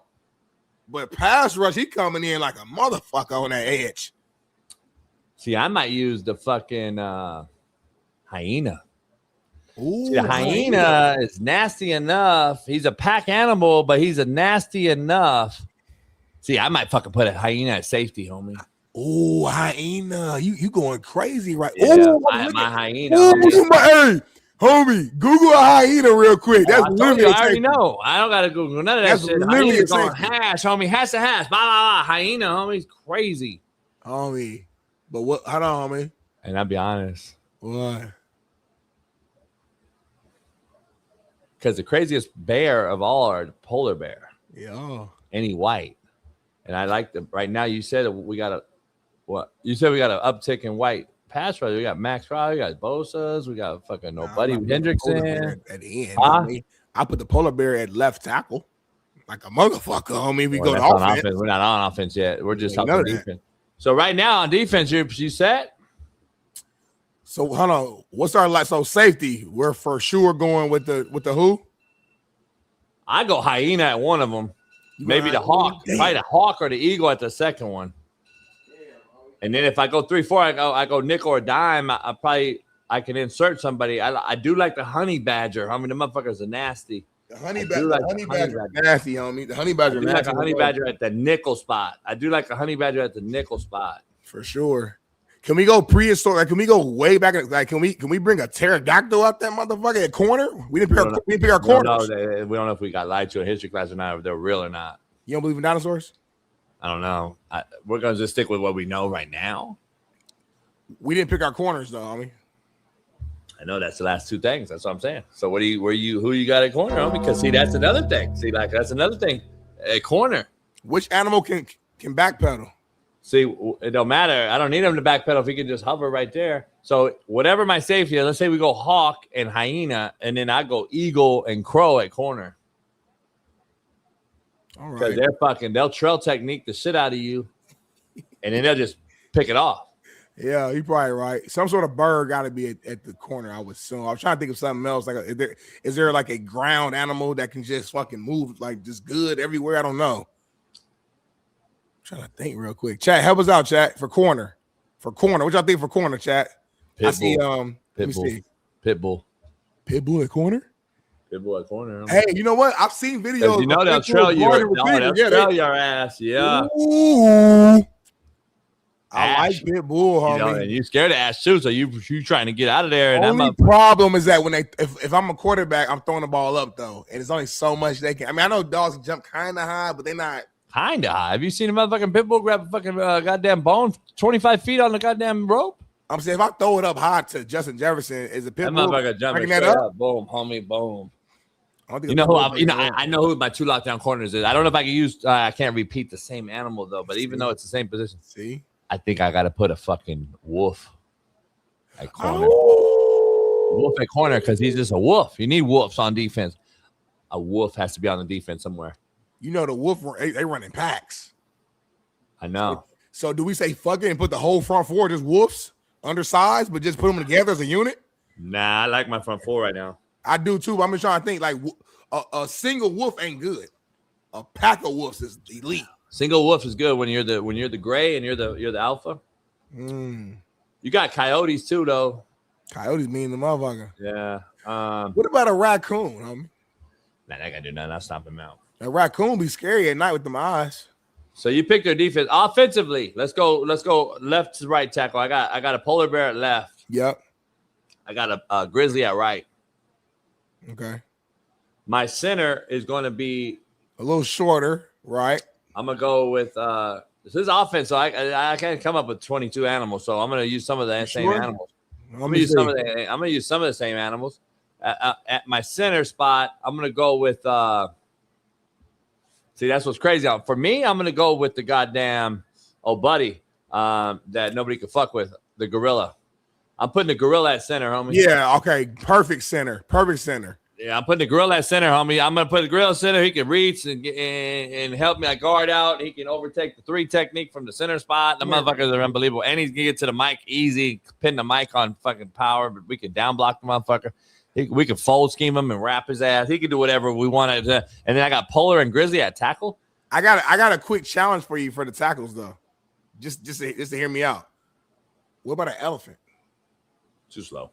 But but homie, it don't matter. They cover up so much ground just being who they are. Elephant's Elephant's my guard, Smitty. They got this motherfucker right here. Look. I got Elephant as my guard, homie. Elephant's my right guard. Right here. He's my right guard. Elephant's my right guard. My left guard would be the hippo. You can't pick the hippo. It's already picked the hippo on defense, didn't we? Nah, I said we could use it. I don't have 22 things. I don't know. So I like it. You know what I do? You know what I'm gonna do? I'm gonna go with the fucking the big ass cow at my left guard. The big cow. The bull. Oh, the bull. Yeah. Oh, hold on. Yeah, I'm going bull. Left guard. Left guard bull. Right guard elephant. Oh my god! I got polar, grizzly, gorilla, fucking hippo, and fucking yeah.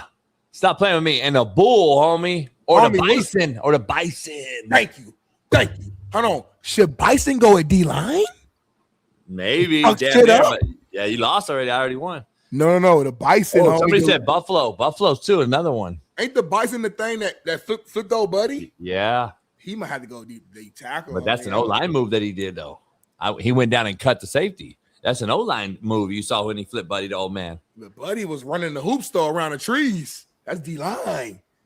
He ran around the hoops and picked the towel up, homie. All right, I'm gonna go 11 personnel. My tight end. Ooh, that's a tough one. I'm gonna go somebody with some good hands too. Kind of a little bit of athletic, but kind of big. I'm gonna go to chimpanzee. Well, not for he's long-armed as fuck, homie. Strong as shit, but he's lean. He's an athletic tight end in today's game. He's a lean, athletic, long-arm motherfucker, and he's smart as shit. I'm gonna go chimpanzee, homie, at my tight end, chimpanzee. I don't think I like that tight end, but go ahead. Horse can't catch, dummies.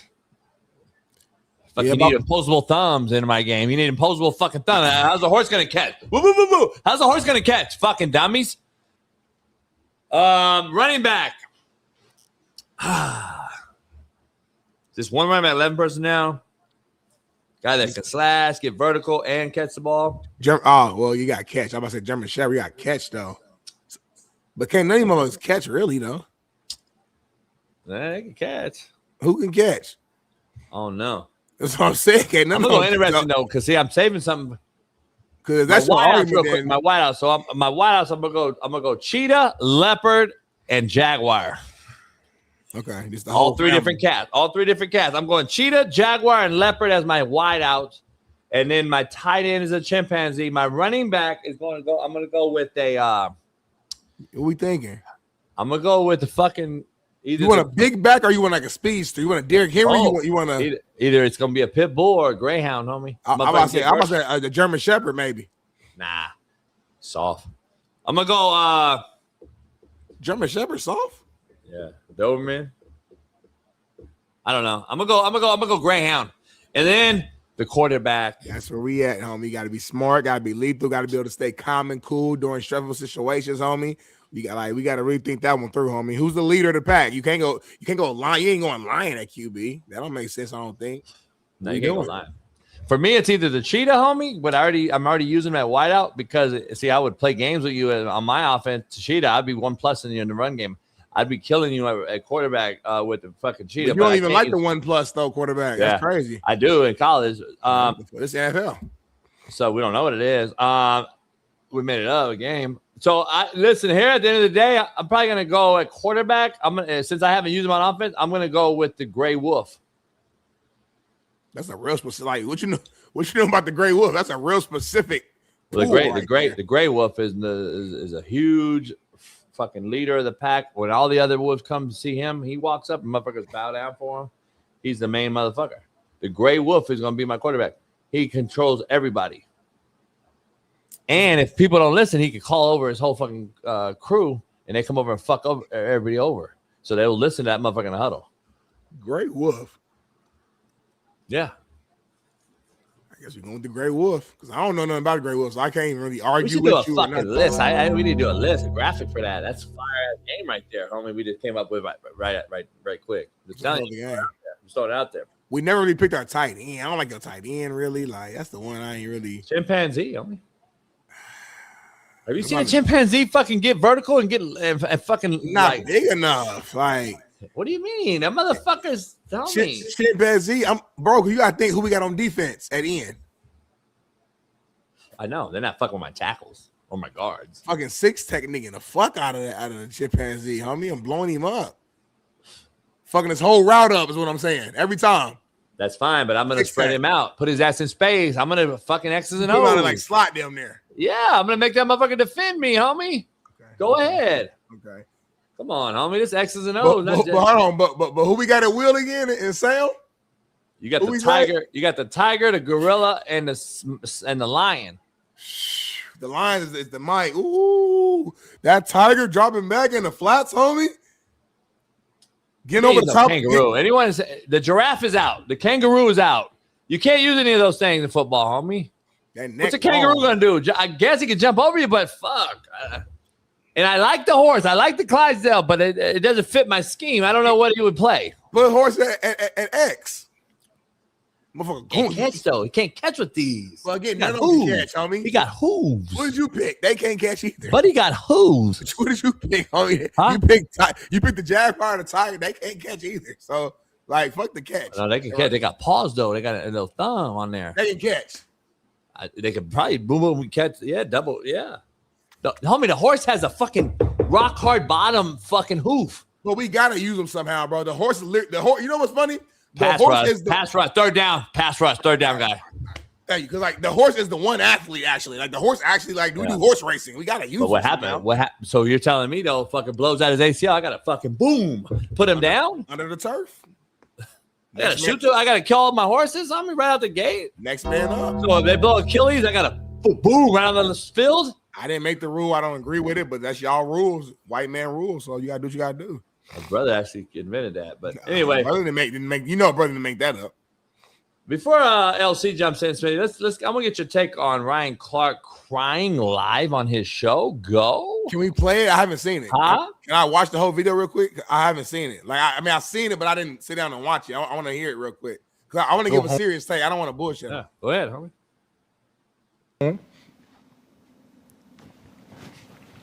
And this kid, you know, from the West Bank, is like so accepted in New Orleans now. Been everywhere. God. Like I wouldn't change that. You know, never. You know, like all I ever wanted to do was be accepted. You know, and want it. So yeah, like that, I wouldn't change. You know, if you ask me, probably the first like Monday of football, when all my friends get to do something like we did, like super special together, yeah, I'd probably change it. You know, I'd probably work harder to like be who they wanted me to be, or. All right, Smitty. Give me your serious take on this. Go. Yeah, I'm about to go back and watch the whole thing. Huh? See, I'm about to go back and watch the whole thing, but I'll say this though. I spit my coffee up on accident. That wasn't because he was crying. I know, man. You got opposite stands on men crying. I do think it actually takes a lot of courage for a man to cry. I know you look at. But it. Hold on. I'm not a big crier. Let me start. Hold on. Especially crying publicly. But I'm saying, okay. Thank you. As a man, though, knowing that. Hold on, no. The JBs. Hold on. Fuck all that. We gotta get to brass tacks before you even go there, though. Before you go there, though, you're a study of the arts. You're an actor. You have a big time movie. You made a movie on me on YouTube. I can go right now and Google it. Yeah, another one that I'm working on too. Yeah. You're an actor, homie. Grade his acting. Go. No. I'm being real now. Come on now. Don't bullshit me. Don't cap. It's not about bullshitting you. You watched it. I saw your face because I'm a judge of actors, and I watched the actor watching the actor on this show just now. But real quick, and I saw you ready to like fuck. No, don't. You assume. felt embarrassed for him. Stop lying to us right now on this show. You had secondhand embarrassment. I had thirdhand embarrassment for your secondhand embarrassment from his embarrassment. I had secondhand embarrassment. I had thirdhand embarrassment watching your secondhand embarrassment have his embarrassment. I had third level embarrassment. I never had secondhand. I've only had secondhand embarrassment in my life. I've never had third hand embarrassment. I don't know what that even is. What happened? Let me break it down. So what happens is first hand embarrassment is him. He's looking at himself today and like, fuck, I tried to get this shit cracking since I got fired and I got to make my show crack. So I got to cry. Boom. That's first hand embarrassment. Now that he sees it, he's like, oh, fuck, I embarrassed myself. Secondly, his homies. Horribly uncomfortable on the show, looking like, it's unbelievably looked uncomfortable. Both buddies, Channing Glider and a buddy. And then secondhand embarrassment is you watching it for the first time. Now you have secondhand embarrassment watching that motherfucker fake that shit, right? And then thirdhand embarrassment is me watching you watch him. So that's the first time I've had thirdhand embarrassment. So I just wanted to let you know live publicly that that's what that was. So go. Somebody in the chat said they got fourth and fifth hand in because they watch Ryan Clark cry, but they watch me react to his homies reacting to him crying, to you reacting to me, to the homies to him crying, and they got fifth.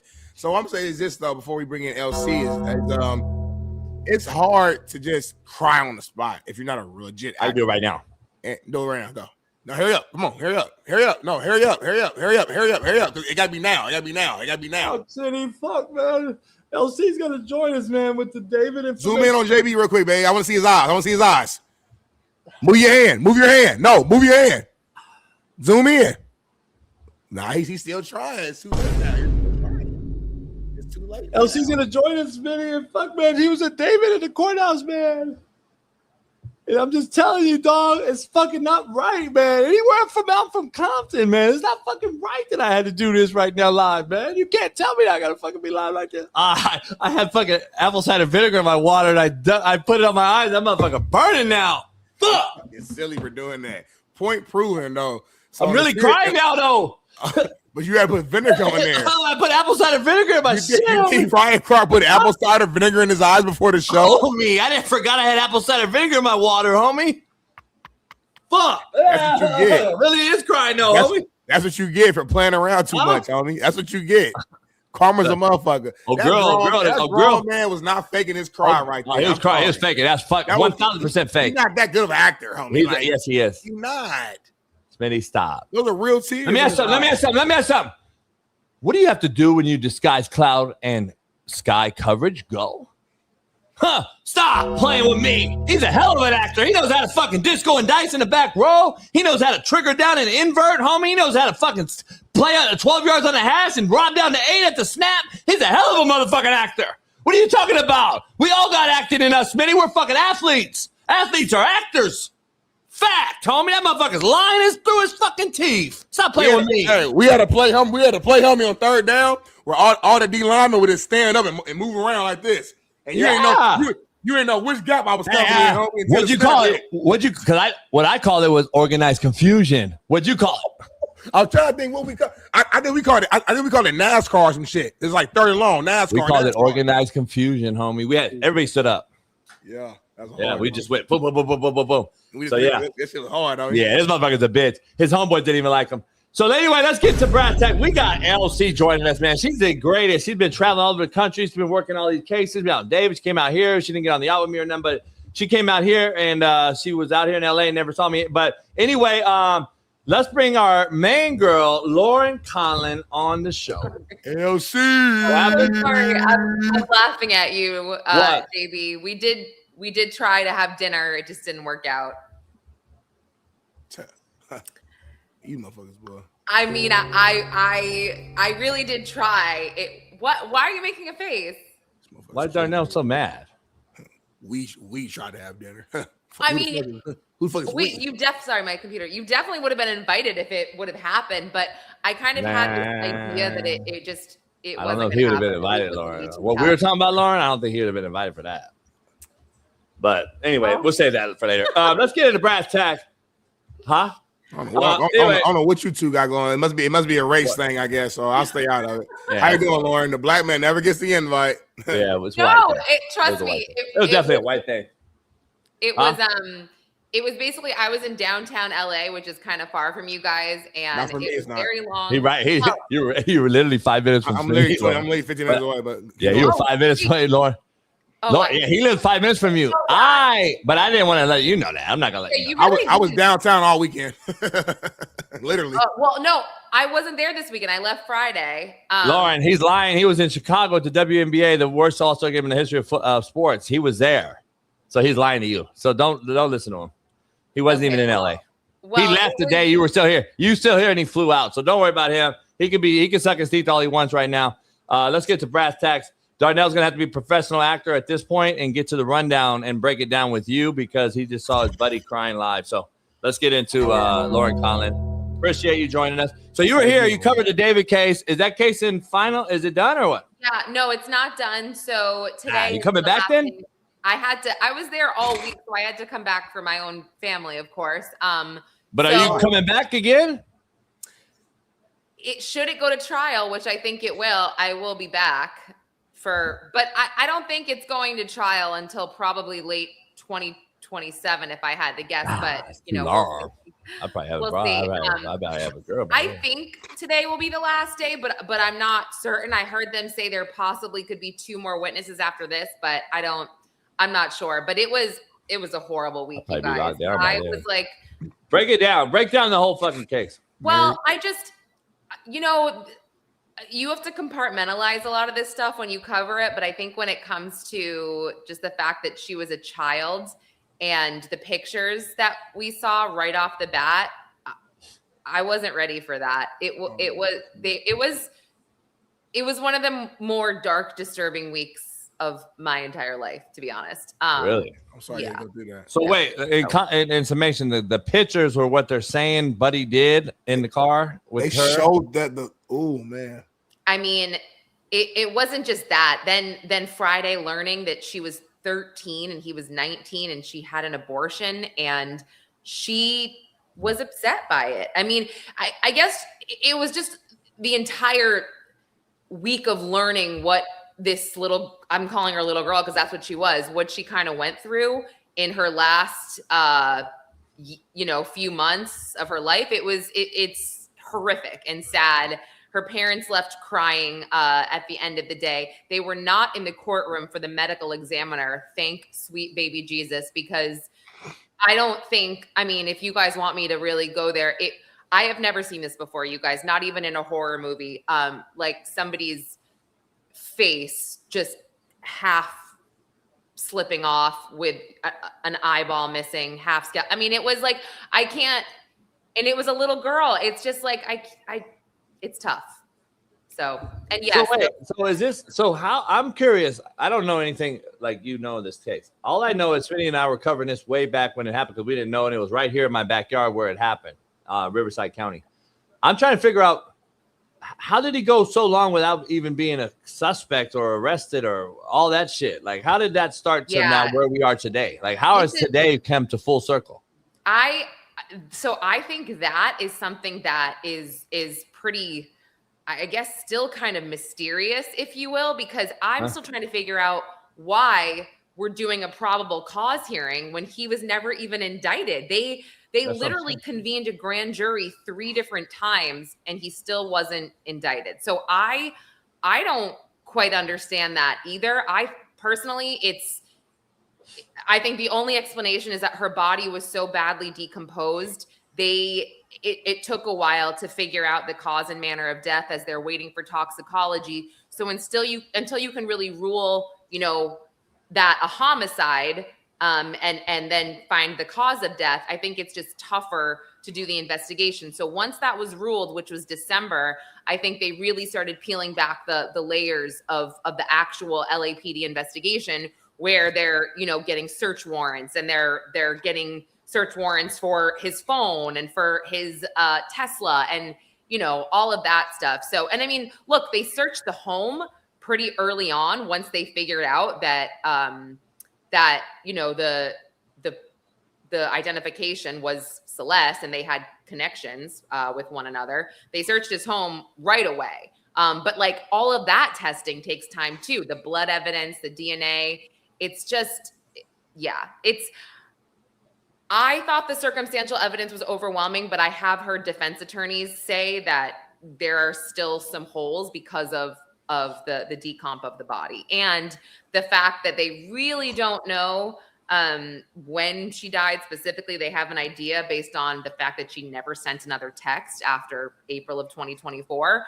I'm sorry, April 24th, 2025. But yeah, it's just, it was so dark, you guys. I got on the plane and I was just like, what just happened? Like, what was this week?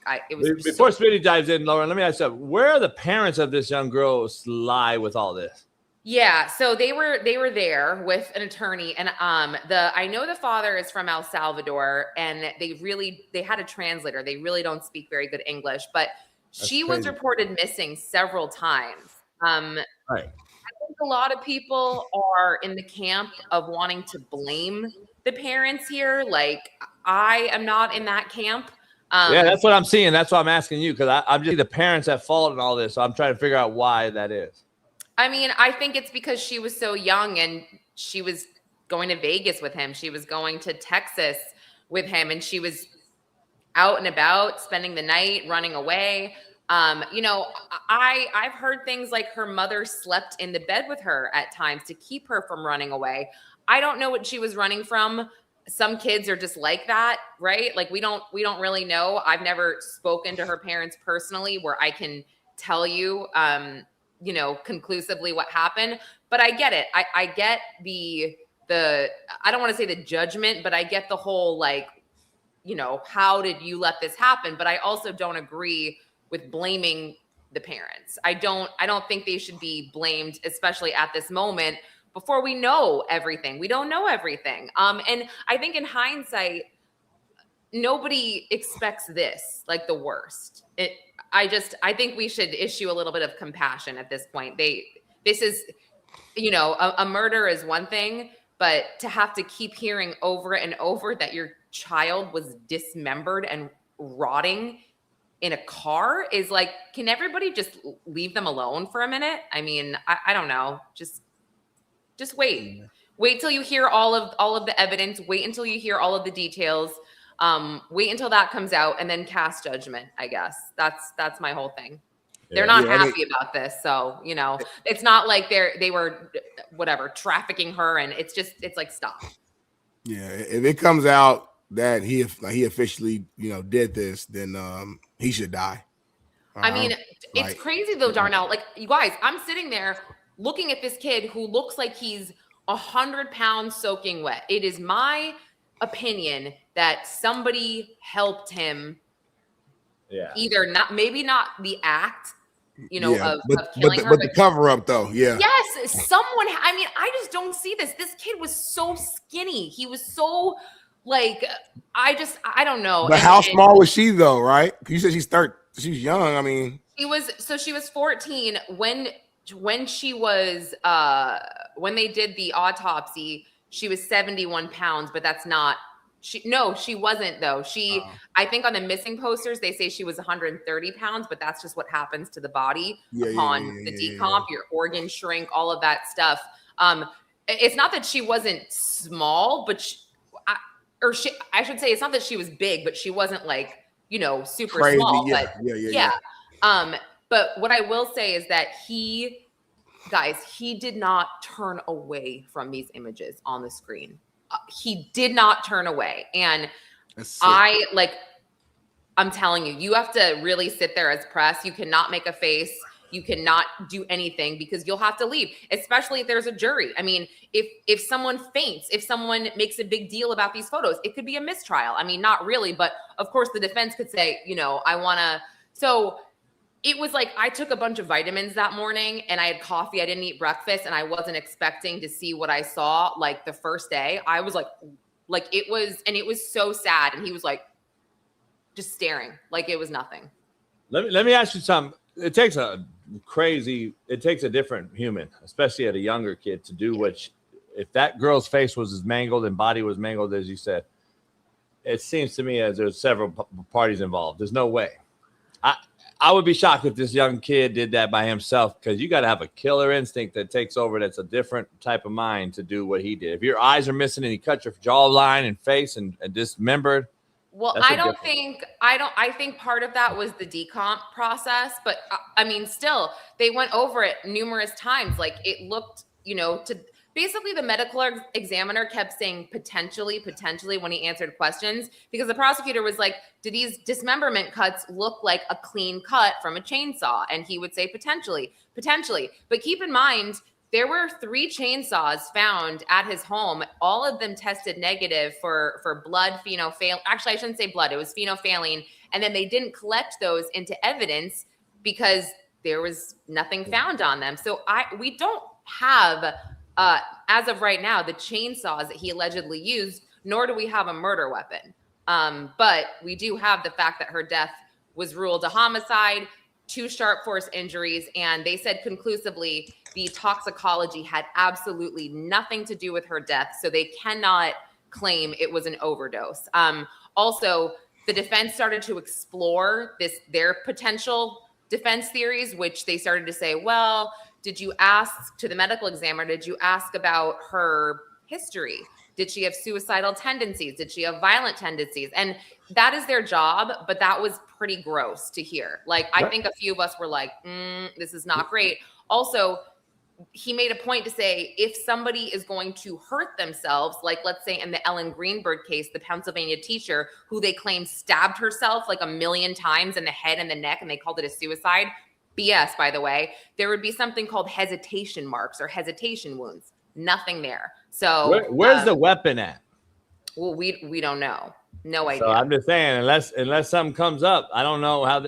So what you saw in the week-long case, there's highly probable that this cat walks, huh? No, I mean, look, I just think that, yes, like in terms of a jury, this is a very serious case. You have to be sure. You have to prove your case beyond a reasonable doubt. And you need a murder weapon, though. Sure, but this, in my opinion, if I'm a juror, and I would never be picked as a juror. I mean, literally every defense attorney has told me I would literally never be picked. But this is so horrific. And it's like, okay, we don't have a murder weapon. We don't have, everything points to this kid. So either he's the unluckiest person in the world that his underage, the girl that he was grooming just happened to be murdered, found in his trunk, and he orders chainsaws, burn cages, shovels. Her blood is found in an inflatable pool, and the pieces of the pool are found in her body. Wow. Okay, if he didn't do it, he's one unlucky motherfucker. You know, I'm just saying, like, that's, but sure, innocent until proven guilty. No doubt. All right, what other cases now are you on before you get out of here? What is it? I know that's the biggest one you came out here for. What's the next thing? Yeah, I mean, I'm still on this one right now. The cases that I've obviously been covering, Mangione starts in September. I'm still on the Ohio House of Horrors case. I have to catch up on all of the cases that I kind of put on hold for the last week, to be honest. So, yeah, I mean, no, she's right. Like there's all of these just songs and music videos and things crazy. Yeah, like that seem to. That's insane. Mm-hmm. Like that. Was that his way of like getting the guilt out by making this cartoon and show? What type of shit is that? You gonna make a cartoon and look like the girl and cut her limbs off? Yeah. Fuck? I mean, and there's he gotta die. Well, there's video footage of him after as well, performing a song where he is crying, and it's a love song. And like, look, you see the text messages, and he cared about her. It's, it seems like it, but it's so gross because he is 19 years old and she is 13. I mean, it's atrocious. It's so. Do you remember the protesters though that were out here in Riverside County at Coachella? I don't know if you heard about it, but at Coachella is where, Beyonce and all these big, huge people, they have a big concert. Yeah. Did you see after this thing had happened, they were fucking protesting? I believe even had flybys that they bought airplanes to have the flags blown. Free David. And yeah. No, I'm not talking about recent. I know last year. This when it happened. I think he's saying when the news first broke before we had all the evidence. Probably that were just. I'm talking about because he's from Riverside County. The shit happened out this way. He's from Riverside. Yeah. County. So in Coachella, they were protesting a huge thing for this dude. The mere fact that we protest shit like this without having any facts or any data, and a girl was gone missing, number one, and number two, the pure age difference in the girl being at the age, there is no defending it. That tells you how demonic these fucking weirdos are. The girl is 13 years old. First of all, there's no defending it, regardless of what happened on the outside of it. She was 13, 14 years old. There should be no free anybody when it comes to a 13, 14-year-old. No, motherfucker, you're a weirdo. You should have been protesting the other side. This is the shit that's ridiculous. Yeah, and just so you guys are aware, he's charged with lewd and lascivious acts upon a child. So this is part of the case. I mean, it was so disturbing, these sexually explicit text messages between a child and someone like him. And the fact that, listen, I don't know if his mom knew her age, but his mom knew about her per these text messages. And what was also sick is that it was a former director of finance for Mogul Vision. And he testified he still is working with David's mom. And the prosecutor's like, why? And he's like, oh, because we're looking for a new entertainment attorney for David. And the prosecutor was like right now. And he's like, yeah. And she was like, you mean David's brother? And he's like, no, for David. So I'm like, are you guys okay? Like, you think he's going to walk away from this and just go back to, oh yeah, like totally. I was like, that is so disrespectful, so disgusting, as her family is sitting there like in tears, beside themselves. David's mom's like, yeah, when this is over, Yeah, we'll get you a new entertainment attorney. That's fucking just tells me that. Yep. There's a demonic fucking group out here. Anyway, let me ask you this to end it, and I know it's might be fucking dumb question, but like you covering these things, like you got kids, you see these certain cases, especially like this, and that's hit home obviously for a mother. Like, does it ever like cloud your why? You ever say, "Oh man, I don't know if I can keep doing this shit"? Are you all the just? Time. This is really. Yeah, all the time. Yeah, this is not even a big deal, but like this was maybe like a month ago. I was driving my kids from New York to my parents' house in New Hampshire, and I didn't have gas, and I wasn't paying attention, and I pulled over at this weird. I didn't realize at the time, but this weird gas station, like kind of on the border of Massachusetts and Connecticut. And it was maybe 10:30. My kids are sleeping in the back. As I'm getting out to pump the gas, I realized this is the type of place where if something is happening to you and you scream, no one's going to help you. And as I'm realizing this, some guy comes in, blocks my car, asks me to give him gas money, and I ignore him and I'm pumping, but I happen to have a credit card in my hand and I'm like, shit. And I'll get to my point here, but I ignore him. He basically says, bitch, I'm talking to you. Like, you know, give me some gas. Like, and I am so tired, you guys, at this point. I had hit so much traffic. I don't know what came over me, but I was like, get the fuck away from my car. My kids are sleeping. Leave me the fuck alone. I flipped out. Okay, that was the wrong answer. He pulls the car around to the pump next to me and I start sweating. I'm like, what did I do? So I run back in the car. I lock it. He gets out. He takes like his shirt off,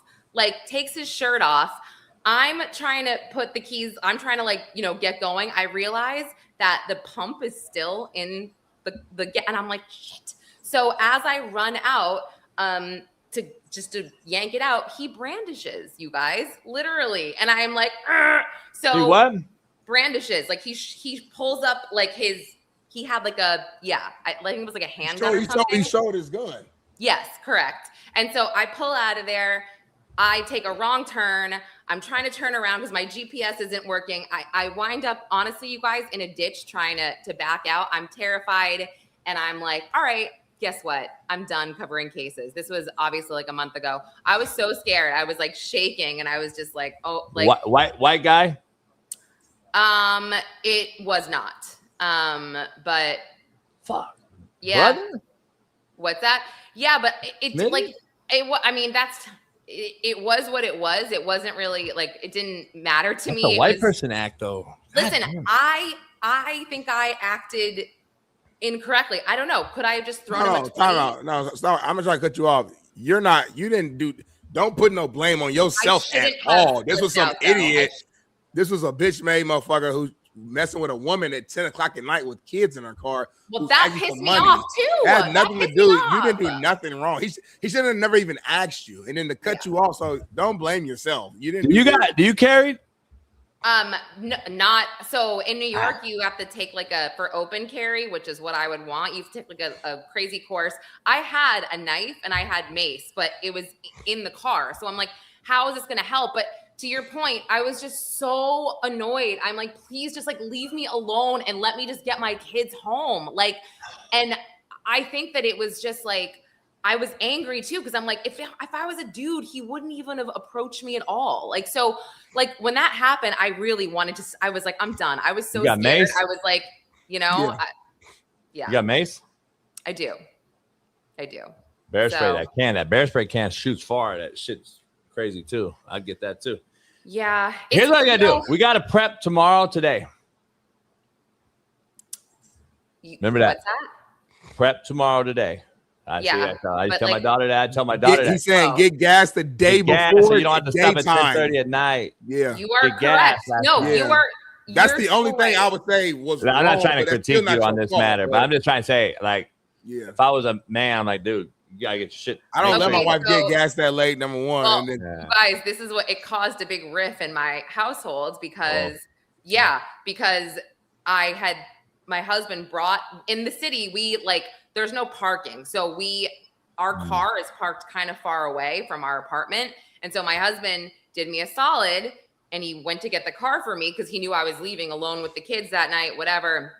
And I just kept thinking, and I didn't text him this, but I'm like, I would hope that he would fill it up with gas for me.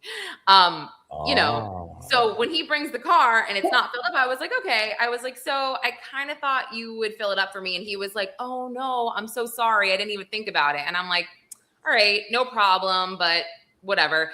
You guys, you don't, and it's also my fault. Men need to be told, right? You don't just,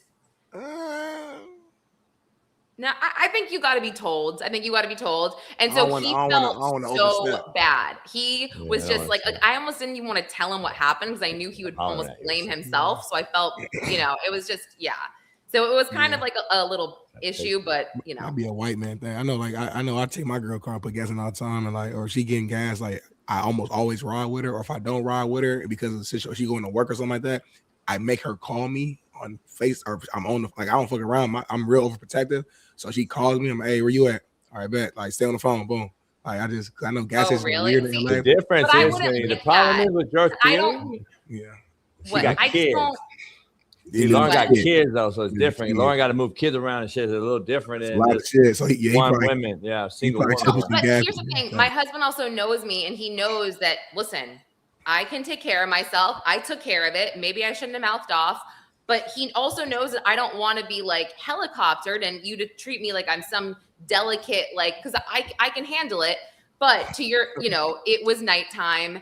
I knew I was going to have to stop. That wasn't ideal. So, but I guess my point was when you compartmentalize all these cases all the time and then something pretty scary happens to you, you just think about people judging other people for what they do in those situations. And I'm like, I will never ever, say, well, why didn't they do this? Why didn't they do that again? I won't. So Lauren, let me ask you, as you exit today, it's Monday, Merciless Monday. Serious question too, JB. Yeah. Are you covering Buddy's case, the one that's a controversial case going on right now? The black kid? Noah Wells. Say his name right. Noah Wells. Do you know anything about him? Wells. So Noah Wells. A lot happened last week. Yeah, so Noah? I was covering it. You got it. A lot happened last week, so I have to catch up on this. Nolan. Are you guys talking about that at all or no? Nah, we haven't brought it up because we're not privy to all the detail. I just know it's a back and forth right now, and so I haven't totally caught up, so I'm not totally privy, but what I do know is I think they turned his body over for the independent autopsy paid for by Colin Kaepernick, and something was wrong because his organs were removed or something, but I think that I don't know.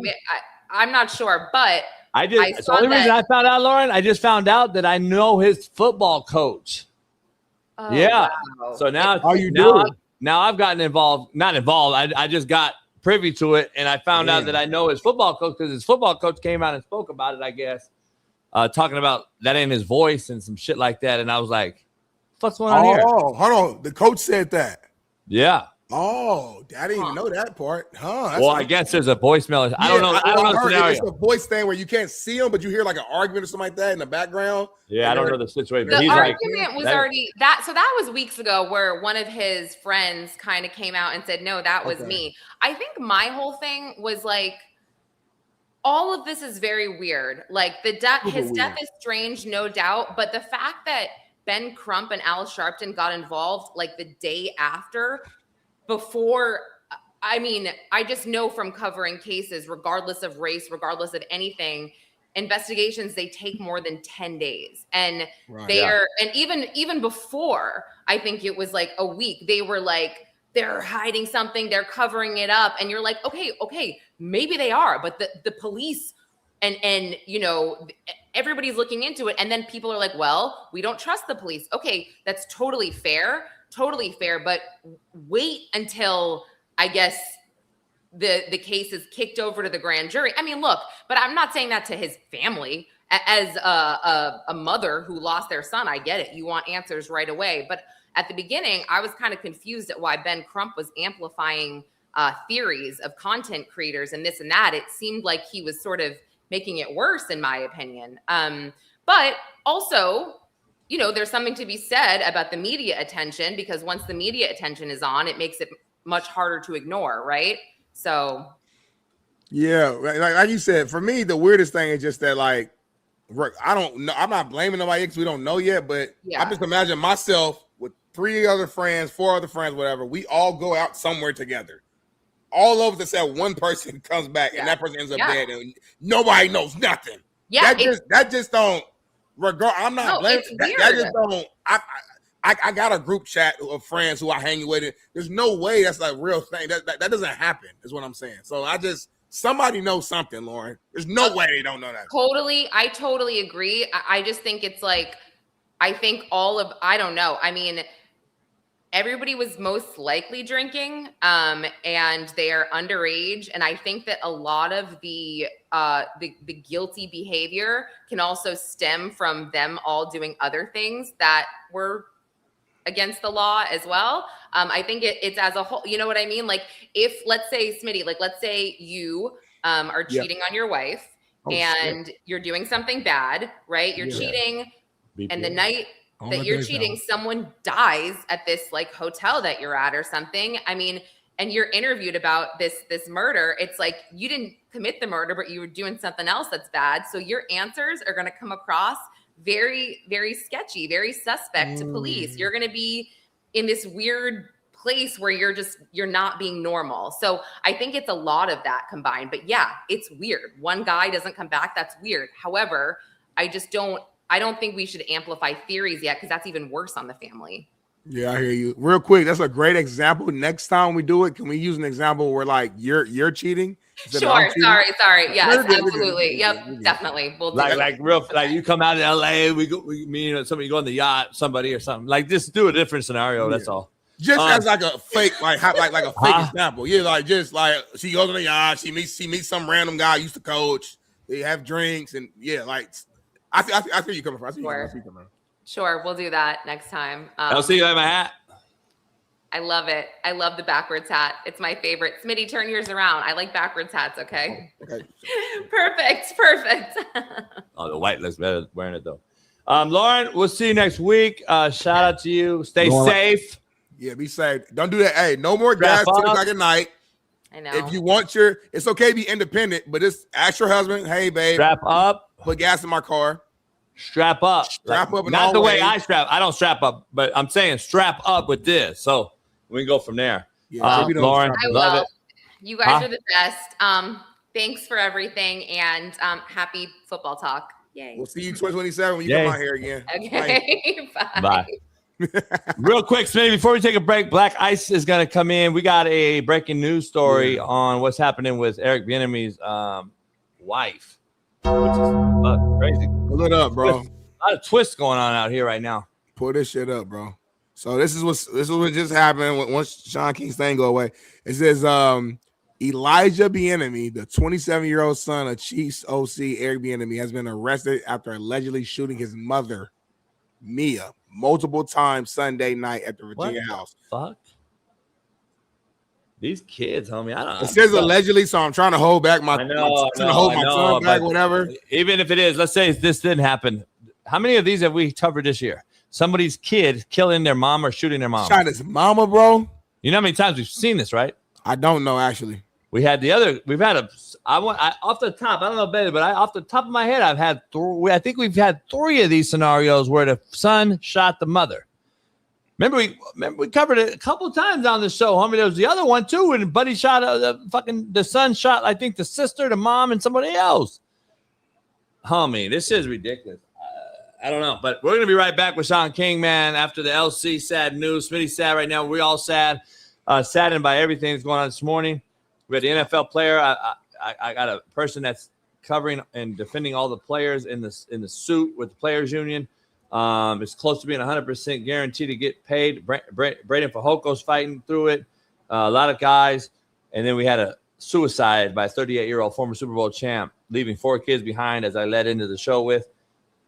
A lot of shit going on, man. But We're gonna keep diving into it when we get Shaun King on the show on the other side of this break, our last break, and we got an hour with you. Pound the like button, subscribe, become a member. We'll see you in about 4 minutes.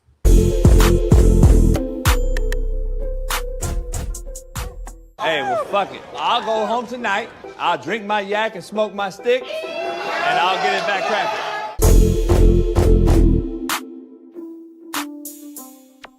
Oklahoma's John Mateer says his hand injury last season was like throwing a baseball without 2 fingers. You guys play QB. I want you to check out this video and give me your thoughts. Go.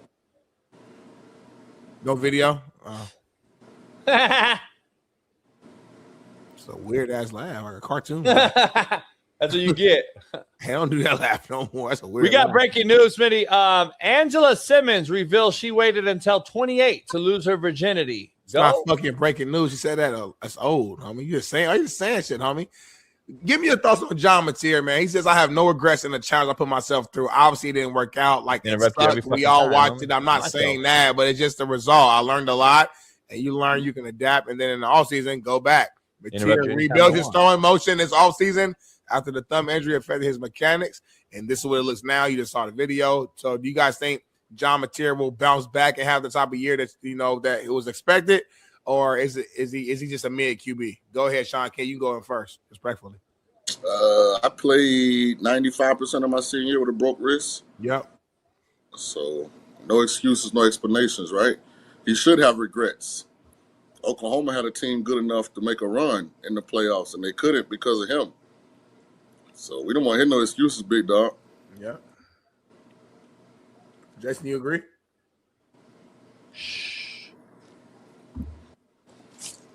Timmy the shush. Don't like that. Don't Oh like no! that. And if you see the extended clip, like he's throwing, falling away, like he's doing all of that little. I don't like he drops the ball right here, Shaun. That way he has to turn the ball this way to get it to go where he wants. So obviously the ball should already be this way. He has the ball here, has to turn the ball, and then he drops his elbow really low. He's not that big of a guy. He's not like he's 6'6". I think he'll really struggle to like change levels with throws, and like when you throw it like that, it looks good when you're throwing straight ahead to a target. Yeah. Once you got to start hitting moving targets, and it's Smitty, a lot more difficult to locate I'm Will the ball. Levis in this guy. I'm Will Levis in this kid right now. He doesn't even have clearly nowhere near the same arm strength as Will Levis, and you see what Will's doing, but very similar in delivery, very similar stature, very similar. I guess you want to call them assets or deficiencies. I don't see an NFL guy here. Go ahead. Where did Mateer come from? Washington State? No, he was at. No, I think it was Washington State. Yep. Well, no, I know, but a buddy brought him to what do you call it? Where's Bailey? What's the school a buddy came from? I mean, he's in Oklahoma now, but yeah, I think he came from Washington State. John was at Washington State with Ben Arbuckle, goes to Oklahoma with Ben Arbuckle, the OC. The OC, yeah. And then Buddy that took the Oklahoma State gig from, what is it, North Texas? Or where did he come from? North Texas. He Okay, brought that kid with him. He brought that kid with him too, yeah. So that motherfucker's the kind of the quietest kept quarterback whisperer as of late. Just think about the guys he's developed. Cam Ward, at Incarnate Word, fucking the other kid, the guy that had no scholarship offers last year that threw for whatever, fucking 5,000 yards, and now he's at Oklahoma State. Watch Oklahoma State put up big numbers this year. The one thing I will say about Mateer, he got some Baker Mayfield to him. Like, I will give him credit. Before the injury, he was balling. Yeah, you were high on him before. And I remember when after that you were low. You were this motherfucker shitty. I think you had some money on him. I think, if I'm not mistaken. So you were pretty good. Nah, Smitty. Here it is. A great quarterback is incapable of consistently playing terrible.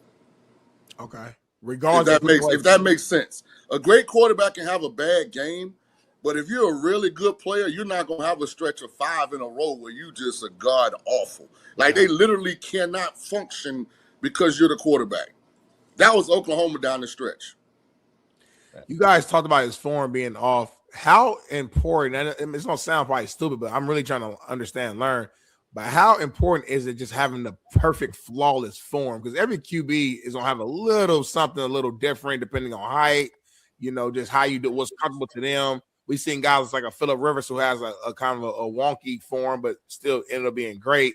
So I guess how important is the mechanics of the form being as perfect as you guys are alluding to? I don't love because he's not a tall guy. I think he carries the ball a little too low. Yeah. Like, I think he's really going to struggle if you put a pocket in front of him, and with that release, he's got to throw the ball horizontally. Like, I just think he's going to struggle to consistently be accurate. Smitty, Phillip Rivers is fucking 6'6". That's the example I was using, but I'm just saying every quarterback has their own different form. I'm not. Yeah. I'm not saying I'm just saying Drew Bledsoe 6'6", 6'5". Right. So those are two guys that held the ball here and got it out here because they were tall enough and they were not movers of the pocket. They were pocket guys. So meaning this, a lot of cats don't understand. When you know you can't run and move around like Phillip, like Drew, you manipulate the pocket with your feet as well as anyone. Troy Aikman, all those guys, Warren Moon. A lot of guys learned how to manipulate the pocket with their eyes, getting defenders, especially D linemen, to do things that they wanted them to do, moving them with their eyes and their feet subtly in the pocket. So if the center and the guard comboed the 3 technique, they knew to slide left and get to the shade and have that passing lane between the shade and the 5 technique, if that makes sense for any football guys. If they knew that the shade was to the right, they would shuffle forward, step in the bucket or whatever you want to call it, and work the pocket that way. If there were line games, Smitty, guess what you see? You would see those big, slower quarterbacks move a little bit and get out of the way, and they made their own throwing lanes. So these guys are not capable of doing that unless they are runners first. If they're runners and they get out the pocket, Caleb Williams, Patrick Mahomes, guys that can move the pocket, Kyler Murray, where do they struggle, Smitty? In the pocket, right? They got to get out of the pocket because they struggle with their eyes to see above the line of scrimmage that Shaun just alluded to. These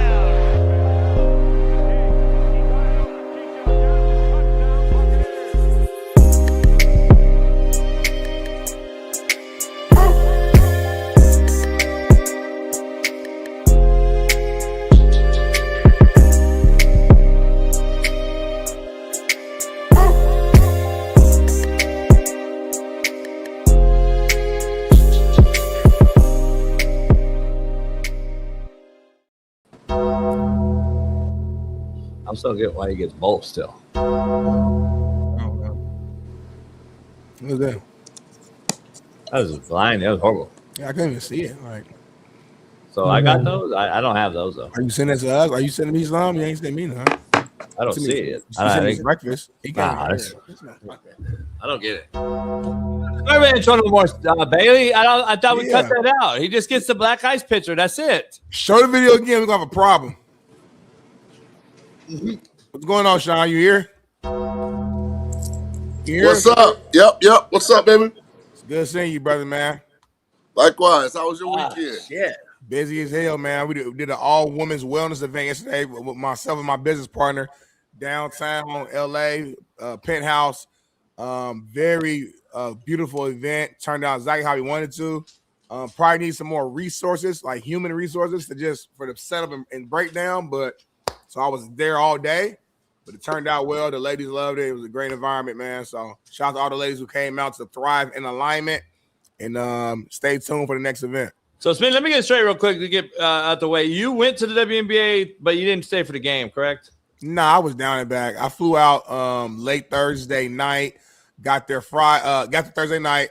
Friday, I got a panel that I spoke on about kind of the transition of college athlete to career, my career now, and then flew right back first thing in the morning, Saturday morning, literally. So I didn't go to the actual game itself. Shout out to the WNBA. Like it's not something that we consume, JB, but they have found the group and there's 350 million people that live in this country that enjoys that, and man, it was sold out. Sold out crowd, man. I'm telling y'all. The highlights were amazing, though. It was unbelievable. I ain't gonna say the game was of quality, but that was the worst product I've ever seen. We can't be hypocritical. The men's All-Star game is terrible too. Every All-Star game is bad. We talk about the men's and women. Don't compare it. You talked about the MLB a couple weeks ago. No, real talk. You bashed the MLB a couple weeks ago. How bad their shit was. So everybody All-Star game. The NFL does flag football. So everybody Pro Bowl All-Star. Stop comparing this, homie. It's brought through it a lot off the backboard. Like Charles Barkley was behind her. Stop, homie. Don't stop comparing men and women, homie. They have women who can dunk. They're not dunking. They're not fucking. They are dunking. They are dunking. Come on, that dunk was so. They got one girl. Dominique Malone. They are dunking. They are, Shaun. They are dunking. Right. They got one girl. It's more than one woman that's dunking in the league. Well, crazy. In the game. I want to see her drive down the lane and dunk, Smitty. I want to see her drive down the lane and cram on somebody. I want to see it. Show me. Okay, she dunked in this game. Homie. Fast break, they threw it a dish. She came back, cocked back. That was the worst fucking display of professional athleticism I've ever seen in my life. Watch it, JB. Professional. They're just having fun, homie. It's entertaining. It's All-Star game. They're not here working hard. That's why I'm fighting Shaun King. I don't get why Shaun King agrees with you on this. We had an argument on Friday with Pac-Man and everybody about the filled up crowd in stadiums and shit. That's all corporate media, homie. No, it's not. Corporate sponsors. It's not. No, ain't nobody in their right mind going to watch this. This motherfucker's a liar, bro. Stop, homie. There's nobody in their right mind watching this. Whoever's watching this got to be gay. I can't have you come on this show and just lie no more. No, real shit, though. There's no way. Hold on. Real shit. We're not going to consume it, Smitty. Stop playing. For a long time, I've allowed you to just come on here and lie because it's entertaining. They no lie. But at some point, bro, somebody got to call out your bullshit. Stop saying that all those no real man corporate sponsors. But Smitty, no real. I'm sorry, bro. It's not even worth arguing. Games now, JB. But it's not really arguing. It's not even arguing. It's not worth arguing, Smitty. You and I know. Ain't no alpha males going to no goddamn WNBA game and watch this fucking shit. JB, you have a very. You know what it is? You know, I'm surprised. Whitlock goes and sees this shit, which is unbelievable. That's got a great good friend named Dabo who watches women's fucking basketball all the time. He ain't soft. He ain't pussy. He ain't none of that. He ain't watching this shit like he ain't soft. He ain't none of that, is he? And he supports women's basketball. So stop it. But that's one cat, homie. I watch it. I'm not soft. I know that's two cats. We already know 2 cats. Damn. Why can't you take the perfectly logical context that I gave you and said there are 350 million people in this country. They have found the group that thinks that product is worth consuming. It's not hard to do if you can figure out your target. Group? Yeah, I'm just saying. At some point, they're expanding, so that means that the league is growing. People want to buy into it. If you look at the highlights, the arenas are pretty packed. I'm not going, you're not going, and that's okay.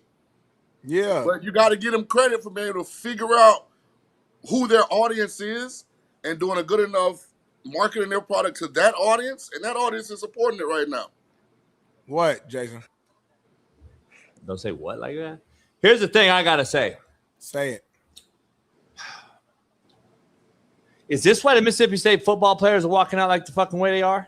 Nah. Is it that's the because if you're telling me that men are going to watch this, then that's why we're becoming zesty because of you, Shaun King. You're enabling this, and we already know Darnell enables it, but now you, a masculine alpha male on this show, I'm not enabling nothing. I'm simply stating facts, homie.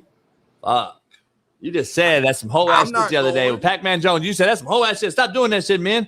And that's why we're doing it because you guys like WNBA, homie. Yes, Darnell, go.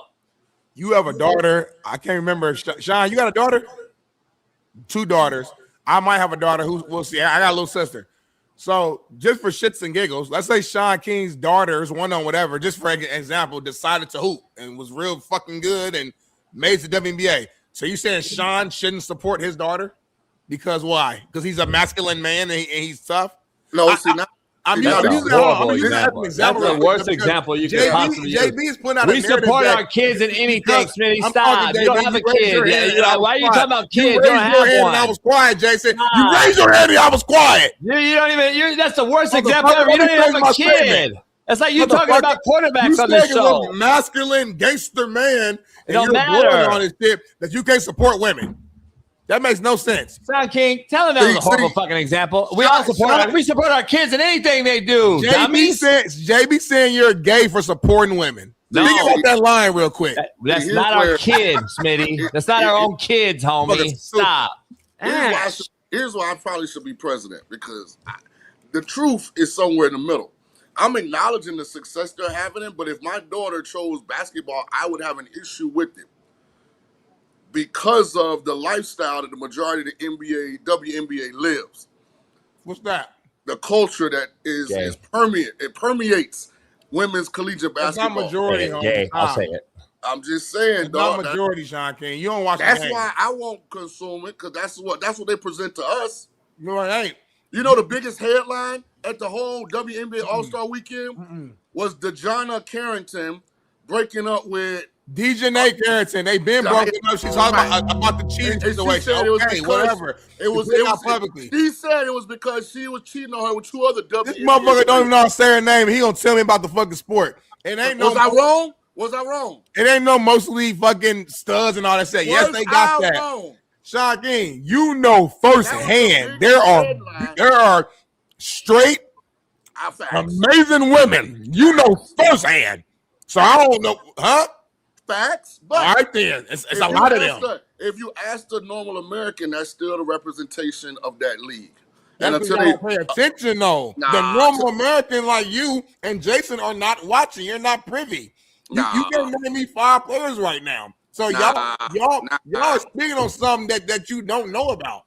Dog, the biggest headline at the weekend was the breakup. Damn. Come on.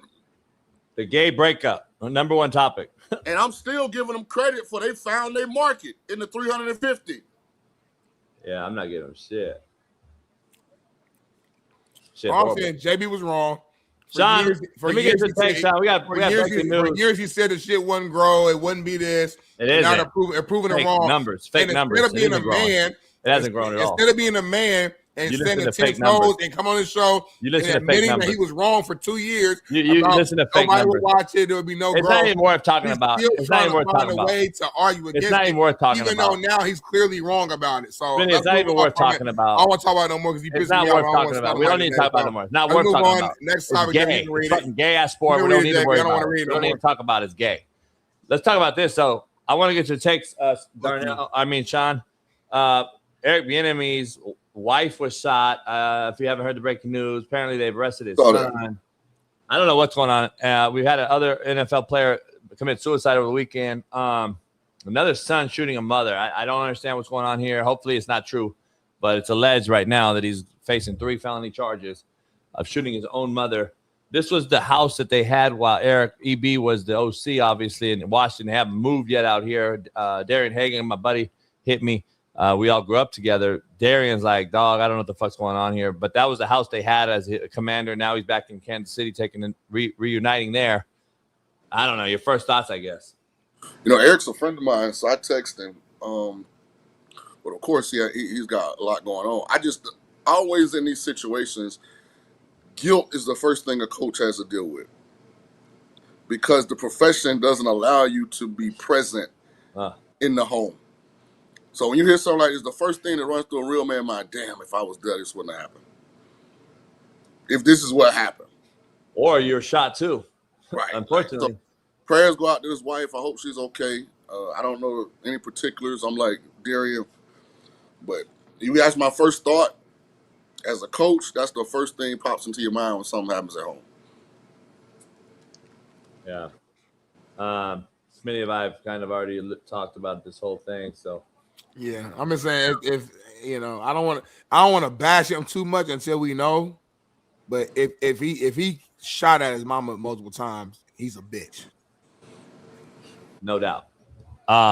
Bitch made as it gets. There's no Smitty, you said the exact same thing about the other kid. I'm trying to remember who the fuck it was. It was another kid that shot his mama on the show. No, I believe you. We do a daily show for 3 hours, so it's a lot of hours, a lot of shows. So sometimes my brain don't remember every show we did. Well, you need to remember these type of things. You got good memory because you a coach, and like you know what I'm saying. Like as a head coach, you got so much shit to remember. For me, they said, "Hey, see ball, hit ball, know your assignment, lineman attack." B-gap. You played the dumbest position on the field. Respectfully, you played the dumbest position. I was extremely smart defensive player. No, I'm not saying you're dumb. I'm saying you played the dumbest position. I knew what the backer's responsibility was. I'm saying you played the dumbest position. I'm not saying you're dumb. I knew the whole fucking front too. If my DN came in there, shout out to you. Shout out to my brother Mike Ayer. Smitty. Hey, bro, what gap I got? I got you. Calais Campbell. Remember the fucking that just happened. His other brother, who I didn't know, the brother shot the mother, killed the mother. He told that 2-3 weeks ago. Yeah, God, I missed that. Yeah, Calais Campbell's brother killed his mama. Yep, dang, I forgot about that quick. Hey, Shaun, lot going on here. A lot of sad stuff, honestly. You want to go and down to the other sad story just so we can kind of end on something a little bit more happy and positive, or what? It's been a sad show today. Which one? Well, you brought up a couple times. I don't want to mess the order up or nothing, but you brought it up twice. So I figured you talk about the player who committed the suicide. Yeah, I'm not familiar with him. Well, cool. Okay, cool. I didn't want to. Okay, bad. I got good news. I got good news. Huh? I got good news. Okay, yeah, let's bring some good energy. Okay, what happened? Me and my dog Merciless kicked it Saturday night. Merciless was in Vegas. Yeah, he hit me up. They came through. The spot asking is phenomenal. Marlon Wayans came through. We all watched the Errol Spence fight, which was terrible, but it was a good gathering. It was a good get together. Had an excellent time. So I got 3 things I want to ask you. Shout out to you and Marcel. I wasn't privy to the invite. Invite must have got. You wasn't in Vegas, huh? You wasn't in Vegas. Yeah, I must have not got invited. So let me ask. Smitty and I must have not got the invite. But anyway, let me ask some. Never do. Never. You was in Chicago. Crazy. For one day, homie. Not Saturday. Yeah, we'd have flew out. Yep. I'd have flew out. Yep. Real quick. 3 things. Ryan Clark cried like a bitch on national television on his show, The Pivot. Yeah, that was. And if you you saw that, so you're clearly with my page. Darnell will not admit that that was a fake act. That was COE. But I want to get Darnell's homeboy, fan of our show, Shady McCoy's take on that particular guy crying in Ryan Clark. Let's take a look at Shady, what he had to say and what Darnell has to say with Uncomfortable Conversation. This is my dog right here too, by the way. Acho song. Attention. It's a lot of them that do this, and I truly think that he's one of them. So my thing is, I just don't know how real this is. He might have real feelings. I don't know, but I've watched him over the years. He's such a social media dude. This is part of it. This is part of it. I think honestly though, the firing of so many different people had more to do with just them trying to make cuts. It's business. Yeah. I think Carl Ravitch was with ESPN for 30 plus years doing baseball coverage and ended up being let go in these cuts though too. I think it's just business, and I think they viewed him as someone that wasn't bringing as much as they felt like they needed. He went on to say, like, he thought it was COE, as we discussed on the show, content over everything. Where are you at with this, Shaun, first, before Smitty has to comment on his boy? I'm just saying, if this is fake, Ryan's a hell of an actor, though. Because I'm telling you, I didn't see it as that. Jamie, if you told me to cry right now, I can't do it. I don't have that skill. I really don't. Smitty, hold on, though. Shaun, cry right now, Shaun, right now, real quick. No, it's not. But that's ain't live, Smitty. This is a pre-recorded event. Shaun and I know, if I know going in 24 hours prior, this is my setup, I'm going to cry. You can do it, too. You're an actor. We can set that up. You know what? Real quick. Let's plan it tomorrow. I'm going to try to cry tomorrow. I got 24 hours. I know you don't have no reason to cry unless the pay. I cut your pay. I got fired too. What you mean? I got a reason. I know, but unless I cut your pay or something for tomorrow, I'm saying you got to have a real reason. It has to really benefit you, right? This is benefiting Ryan Clark, in my opinion. This is but benefiting Ryan Clark, in my opinion, because it fits his narrative. How he also cried, homie, when the fucking Uber driver claimed to be racist? Remember that shit? Did we all forget that he cried about the fucking Uber driver, homie? This cat's a fraud, homie. This motherfucker's soft. I'm so tired of hearing about this motherfucker right here. This motherfucker's soft, fucking race-baiting, fucking victim mentality, bitch-made motherfucker. That's what he is, homie. Fuck that. And I know Shaun's a fucking gamma or whatever. I don't give a fuck. This motherfucker's horrible. Hey, the disrespect is crazy. Nah, fuck all that. Kappa, whatever. Go ahead, Shaun. That motherfucker. Hey, he just whatever. Kappa, whatever. Yeah, go, shout out to Go, Shaun. I said whatever. Don't whatever. To all my brothers of Kappa Alpha Psi Fraternity Incorporated.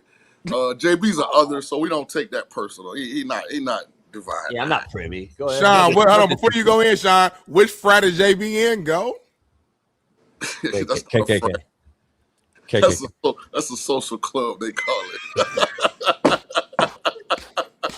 What do they call it, Smitty? The pointy hat or whatever? Hey, the white frats be doing all the weird shit. They do weird shit at college, don't they? They do all type of. I'm from Kappa. I'm with 3K. Go ahead. So, this is actually brilliant by Ryan Clark. See? Because he's seeking comfort. Listen, JB, it's all part of an elaborate scheme to elevate the pivot as ESPN is trying to assassinate his character. Of course it is. Here's the thing that Ryan could never... There's a lot of good juice in that cup, homie. Here's the thing that Ryan could never get that I think he really desires, and that's to be loved. Like, he thought taking the stances that he took, even if they were genuine...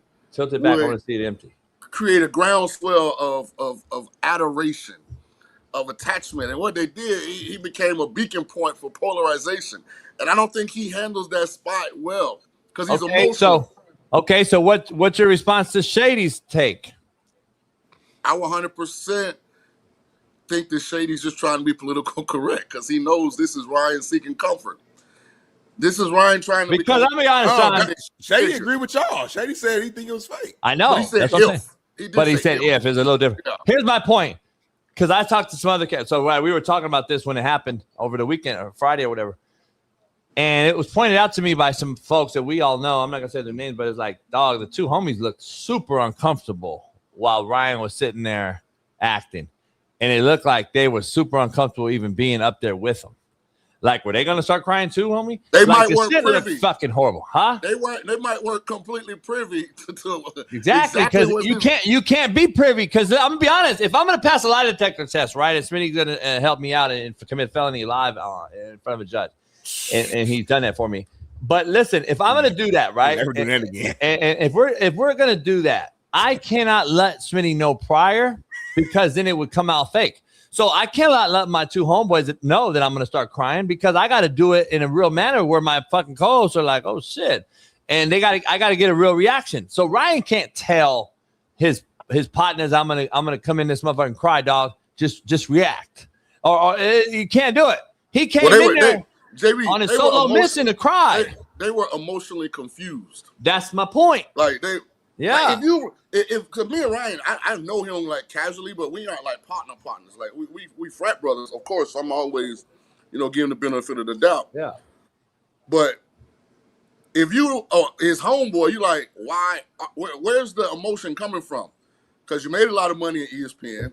You became much more well known at ESPN than you were as a football player. We created a pivot, and it's thriving because of the platform that you had on ESPN. So like during this particular question, they asked him, would you change anything? So I didn't get because he was kind of saying no, but he was kind of saying yeah, but he was like, none of it seemed to bring the emotional boiling point to the point where like, I got his so partners. It made me think he planned it. I got like an issue. Like I'm looking at it as Smitty came on here and dropped some crazy news, right? That I was not privy to, and it was shocking.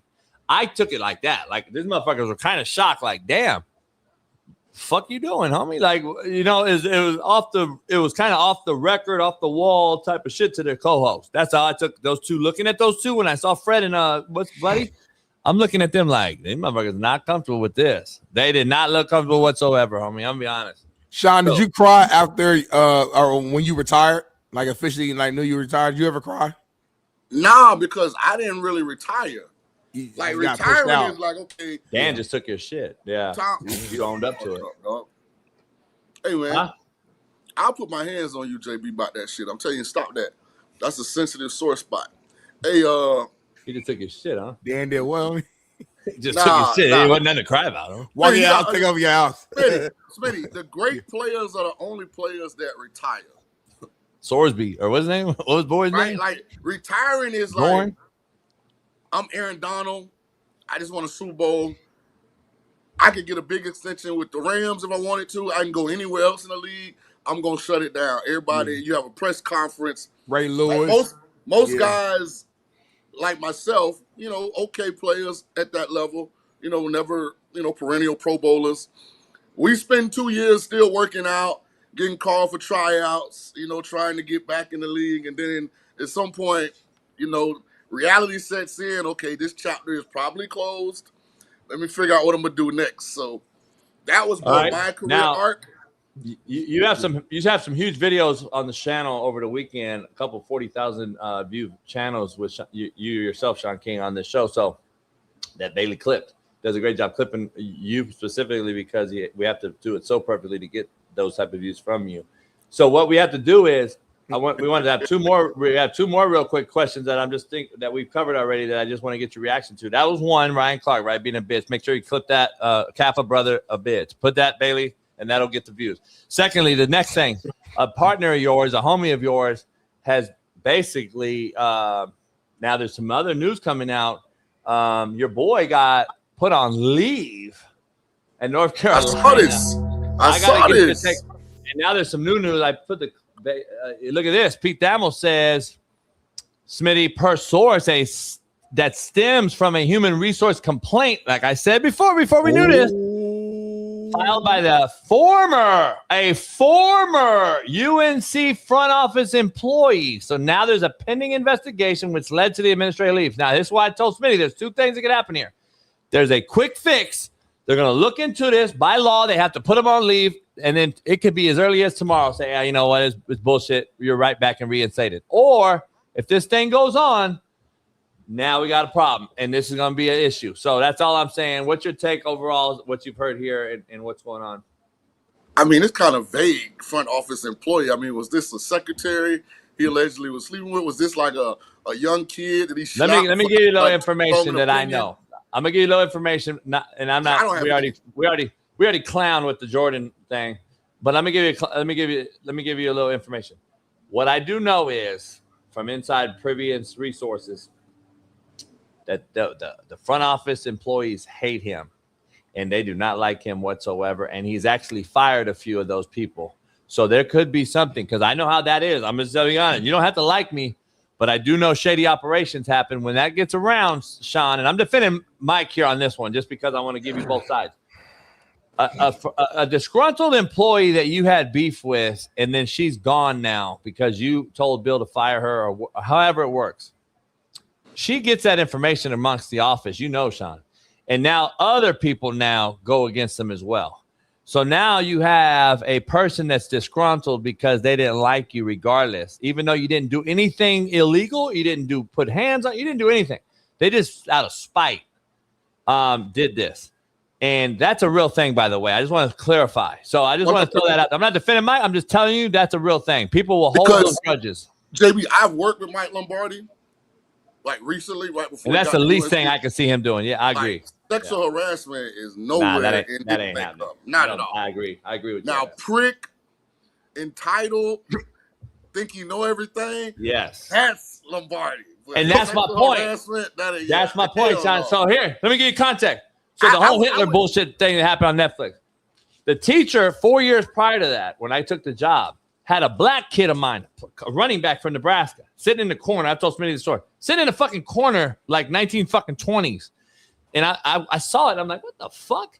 A kid named Stevenson ran for 1,000 yards in Nebraska. What the fuck are you doing? So I went off on her in front of the class. So president kept me away from her 4 years. This bitch worked at McDonald's on the side. She was a fucking English teacher at the college and worked at McDonald's on the side. I said, what the fuck are we doing here? Breakfast or lunch hours? I don't know. But breakfast, I kind of honor that because they got a good hash brown. But she had to be teaching in the morning. So anyway, I said, what the fuck are you doing with my kid? So I pulled the kid out of the class, got him out of the class. Whoop-de-whoop. Never put another kid in there. This is class.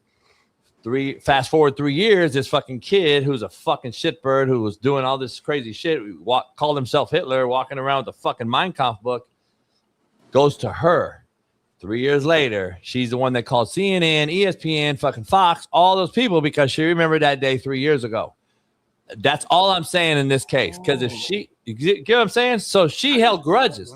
Yeah, homie, she held a grudge against me. That's how you got fired? Pretty much. I resigned. I got severance, but we don't want to use that word. But yeah. So that's all I'm saying. Motherfucker, you know, when I got severance, motherfucker, that's all I heard was I got fired. So we got fired. But go ahead. This don't even look like Lombardi in this picture. Alan was there, by the way, so he remembered the situation because I went off on him and I told my players, I addressed my players about the situation. I said, don't ever let a motherfucker put you in a corner like this bullshit. I want to see you motherfuckers accept it.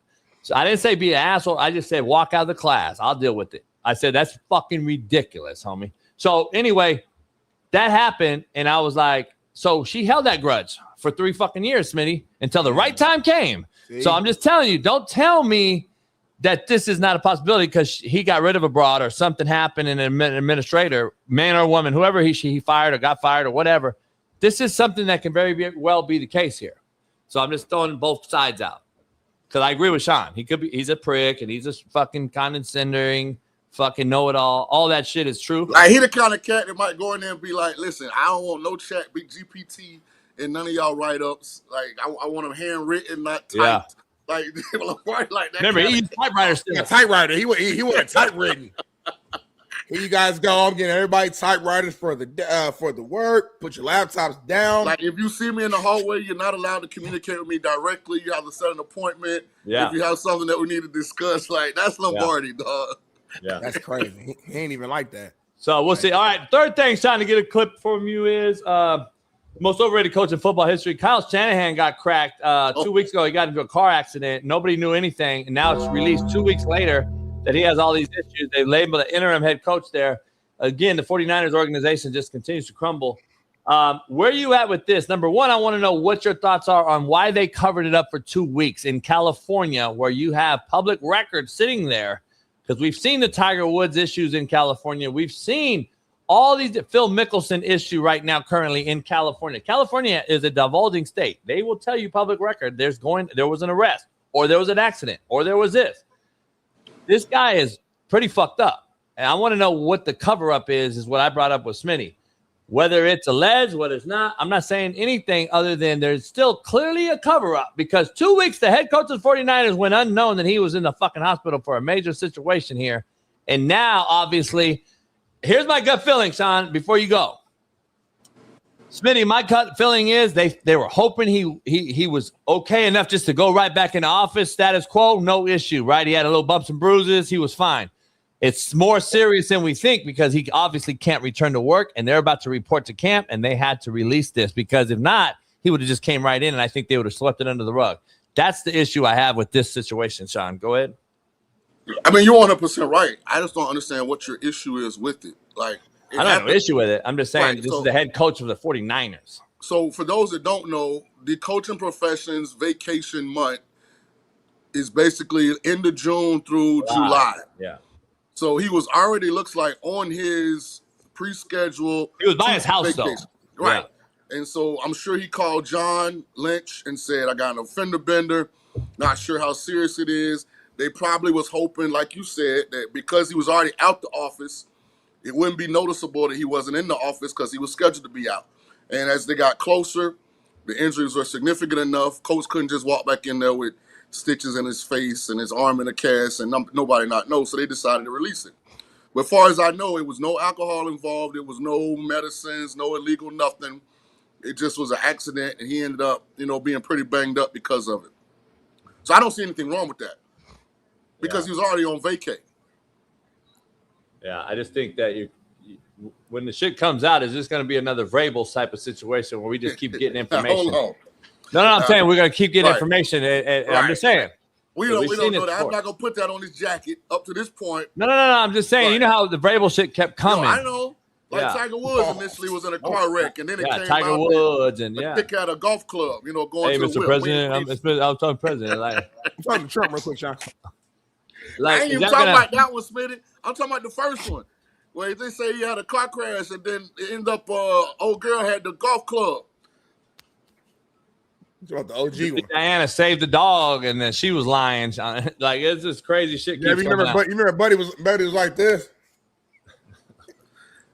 Prayers out to Shanahan, man. Get well, man. I don't know why JB hates Shanahan so much. Well, and the last thing, Shaun, break this down. Go. So Tony Romo got cracked over the weekend as well. You want to break this down again? Go. It's a fucked up show. I was not privy to the making of this. Like I stated very clearly, Kyle Shanahan had no alcohol involved allegedly during his crash. So I don't know. Well, no, I don't know who put this together with the beer cans in their hands. Well, I didn't ask you about him. We already asked you about him. I'm talking about Tony Romo now. That was But if my arrested face is for going to DUI. be on the clip, because I know you goddamn Clippers can get real tricky. Yeah. Have you seen his mugshot? Romo looked like Romo looked like one of them days where it's What's he look like right here? Go. Dog, like he played a round in 112-degree heat, and they was taking shots every tee box. Like Romo looked like he was blitzkrieg, dog. So, You know this ain't the first time for him, right? And I got a real fundamental problem with white moms today, more than normally that I have on white moms. I have a bigger issue with white moms today because this is now Mark Sanchez white mom, Tony Romo white mom. Continue to allow our white kids to do stupid ass shit. Shanahan white mom. I'm trying to put this together. I'm trying to be nice, Monica. I'm trying to be nice, Lucy. This is a white mom situation again, and no one wants to discuss it though. So somebody set Romo up, JB. Huh? Somebody set Romo up, man. How you be blasted at 8 p.m. and get pulled over? No, somebody said he's known to have coronas up in the booth, like, welcome back to Mahomes, the greatest quarterback ever. The motherfucker down a corona real fast. Like, this motherfucker's known to have it now. Hey, he was at one of them high-end private golf courses, and old lady was probably talking to him a little bit too much, hating-ass white husband. Probably texted his homeboy that's a cop.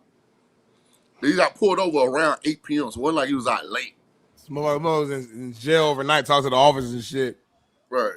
Holy moly, man. That quarters coverage, you guys, the way you guys pulled me over right there was perfect timing to set up the intentions, the lights. This motherfucker's crazy. He had fun with it. He's just smiling in jail. I don't know. That one playoff game, I fucking fumbled. Like, he just was telling the truth because when you're drunk, you tell the truth. So. Yeah.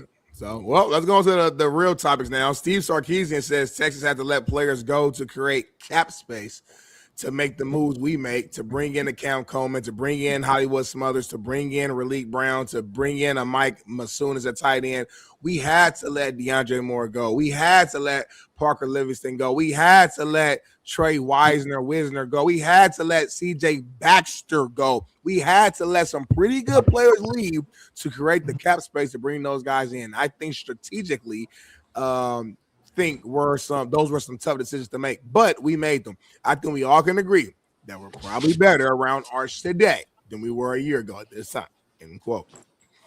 So what are your thoughts here? I'll start with you, Shaun King, on Steve just kind of being real about the current state of college football and having to create cap space. Very, very surprising that he put addresses on the guys they let go. Yeah, that's what I'm saying. That was surprising because, it would have had just as big of an impact if he just said, we brought these guys in, we had to let some guys go. But to call those guys by name, that was kind of odd. Like, is he taking a shot at those guys? Damn near. Like, what is going on? At the end of the day,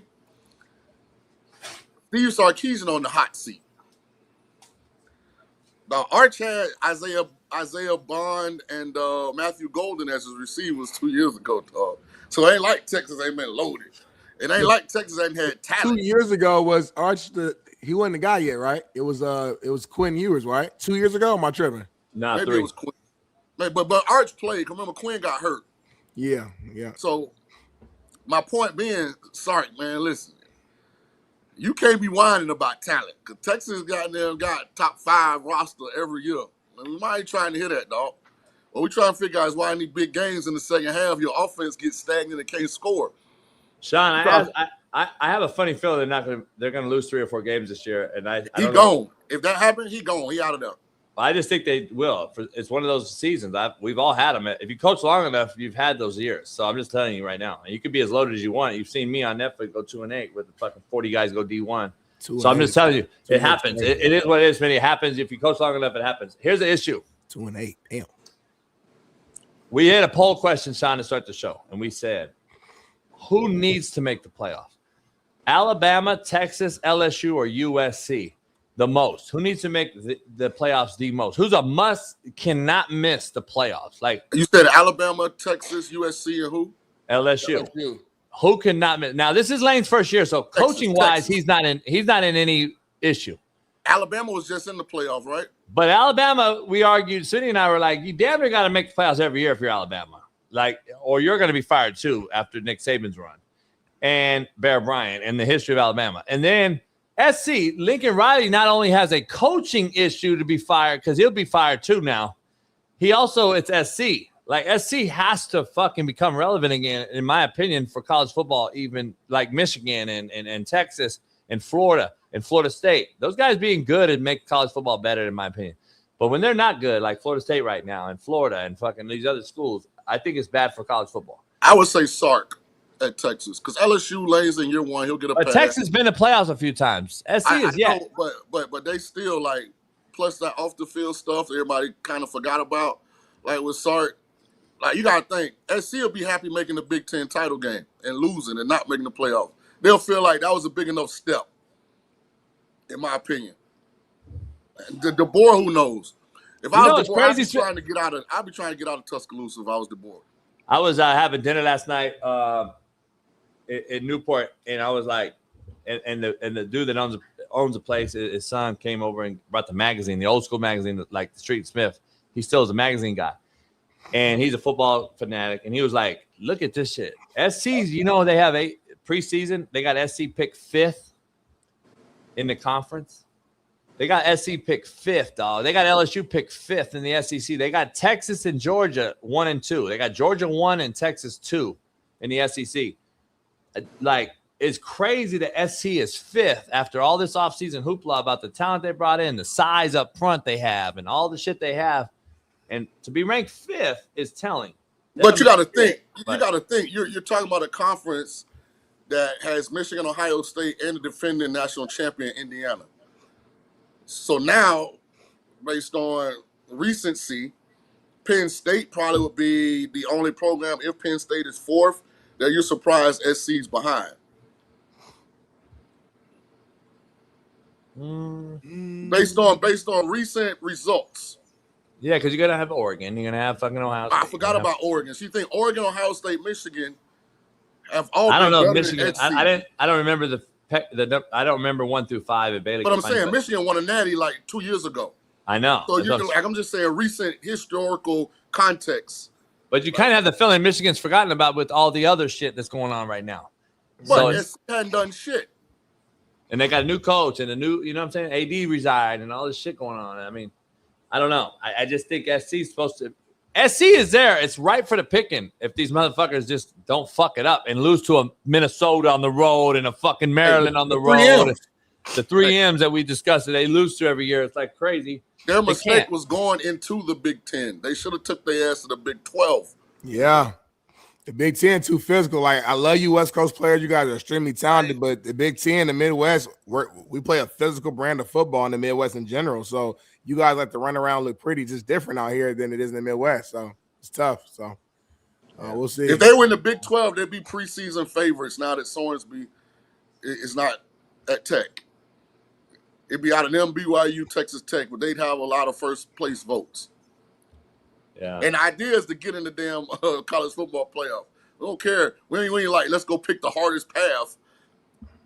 Shaun, there's some videos going around. Fucking, we got Brissett news, Kobe Brissett in Arizona news, and then we got paid.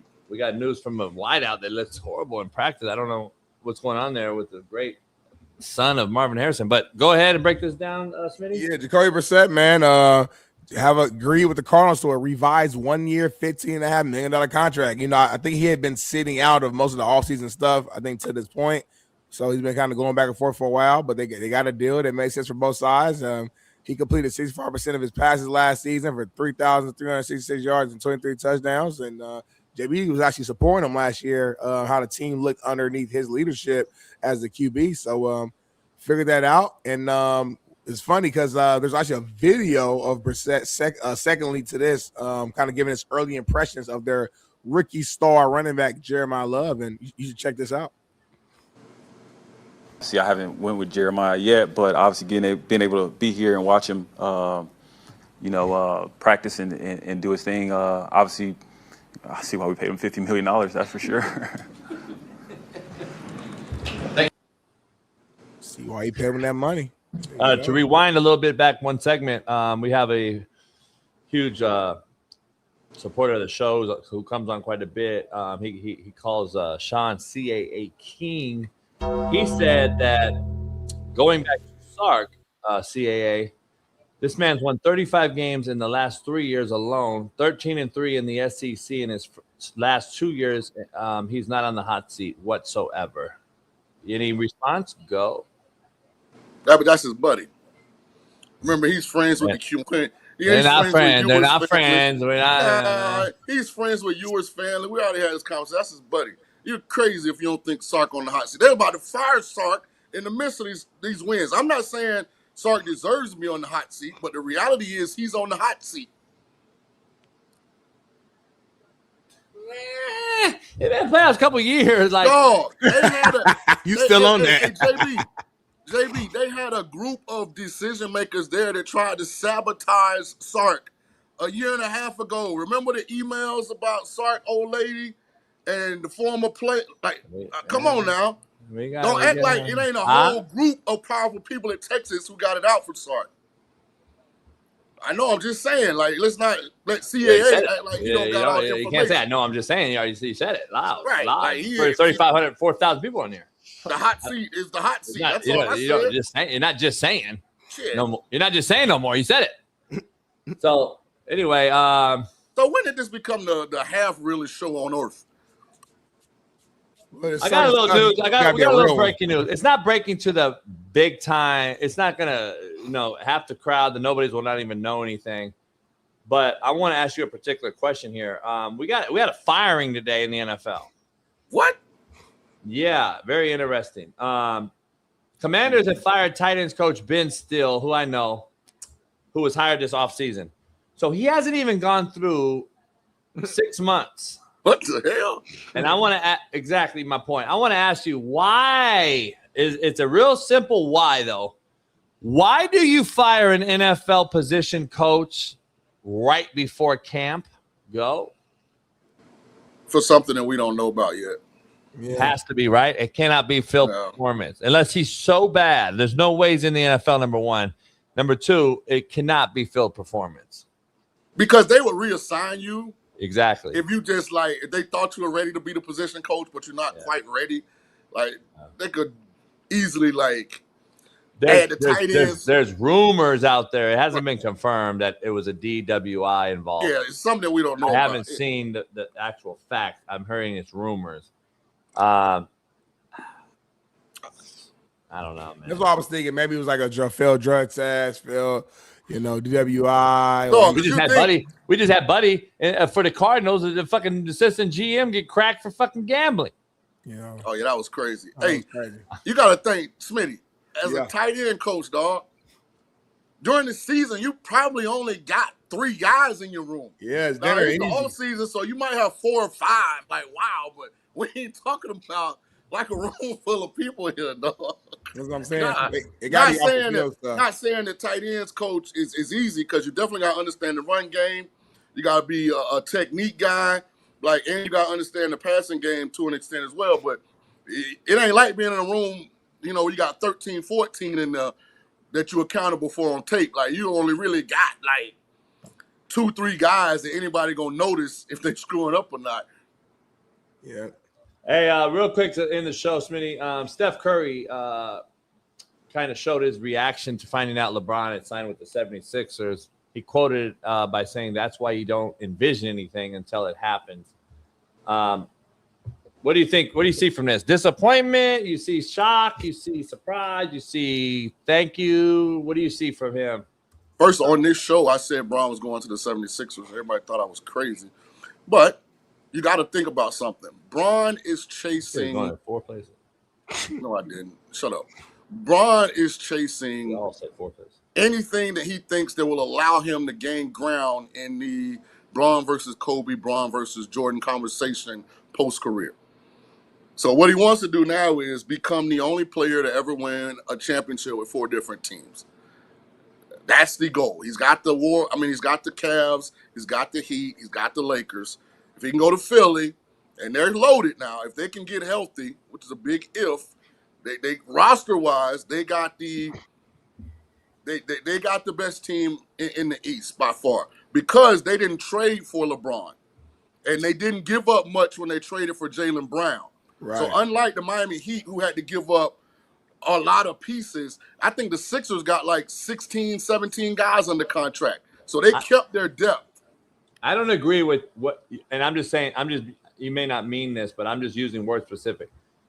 I still believe the Knicks have the best team. No chance. You got Joel Embiid. You may say best talent.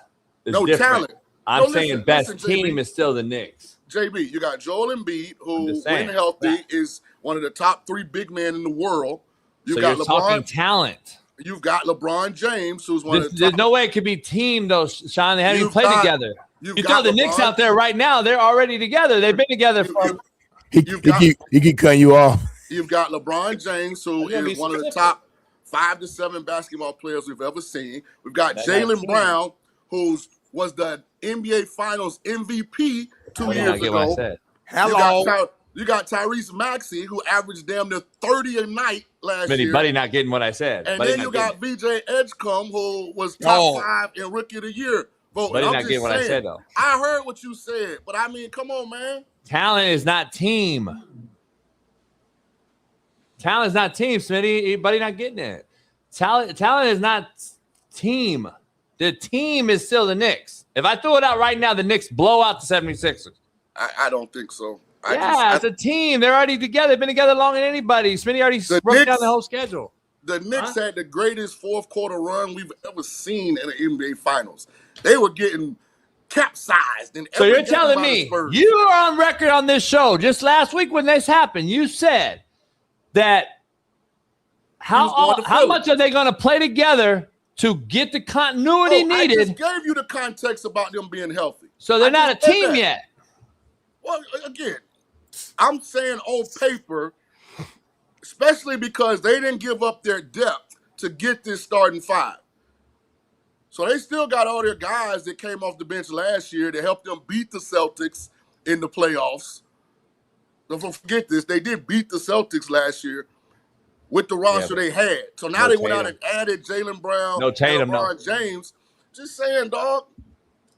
I mean, he did what's Smitty doing? Best basketball-wise. What is Smitty doing?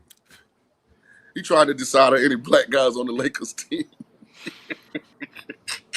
I've been trying to get a few black reserves, if you know, last few weeks and shit. All right, it's Merciless Monday. Pound the like button. Go watch clips later. Share them, post them, put them all out there. Become a member if you're not one. We need 4,000 to set ourselves up for success. And then subscribe. All you got to do is simply subscribe. You don't even have to pay. Half of you, 98.96% of you are not even subscribers. So subscribe to the show. We'll see you tomorrow. It's Talk That Talk Tuesday. Steve Kim will join us.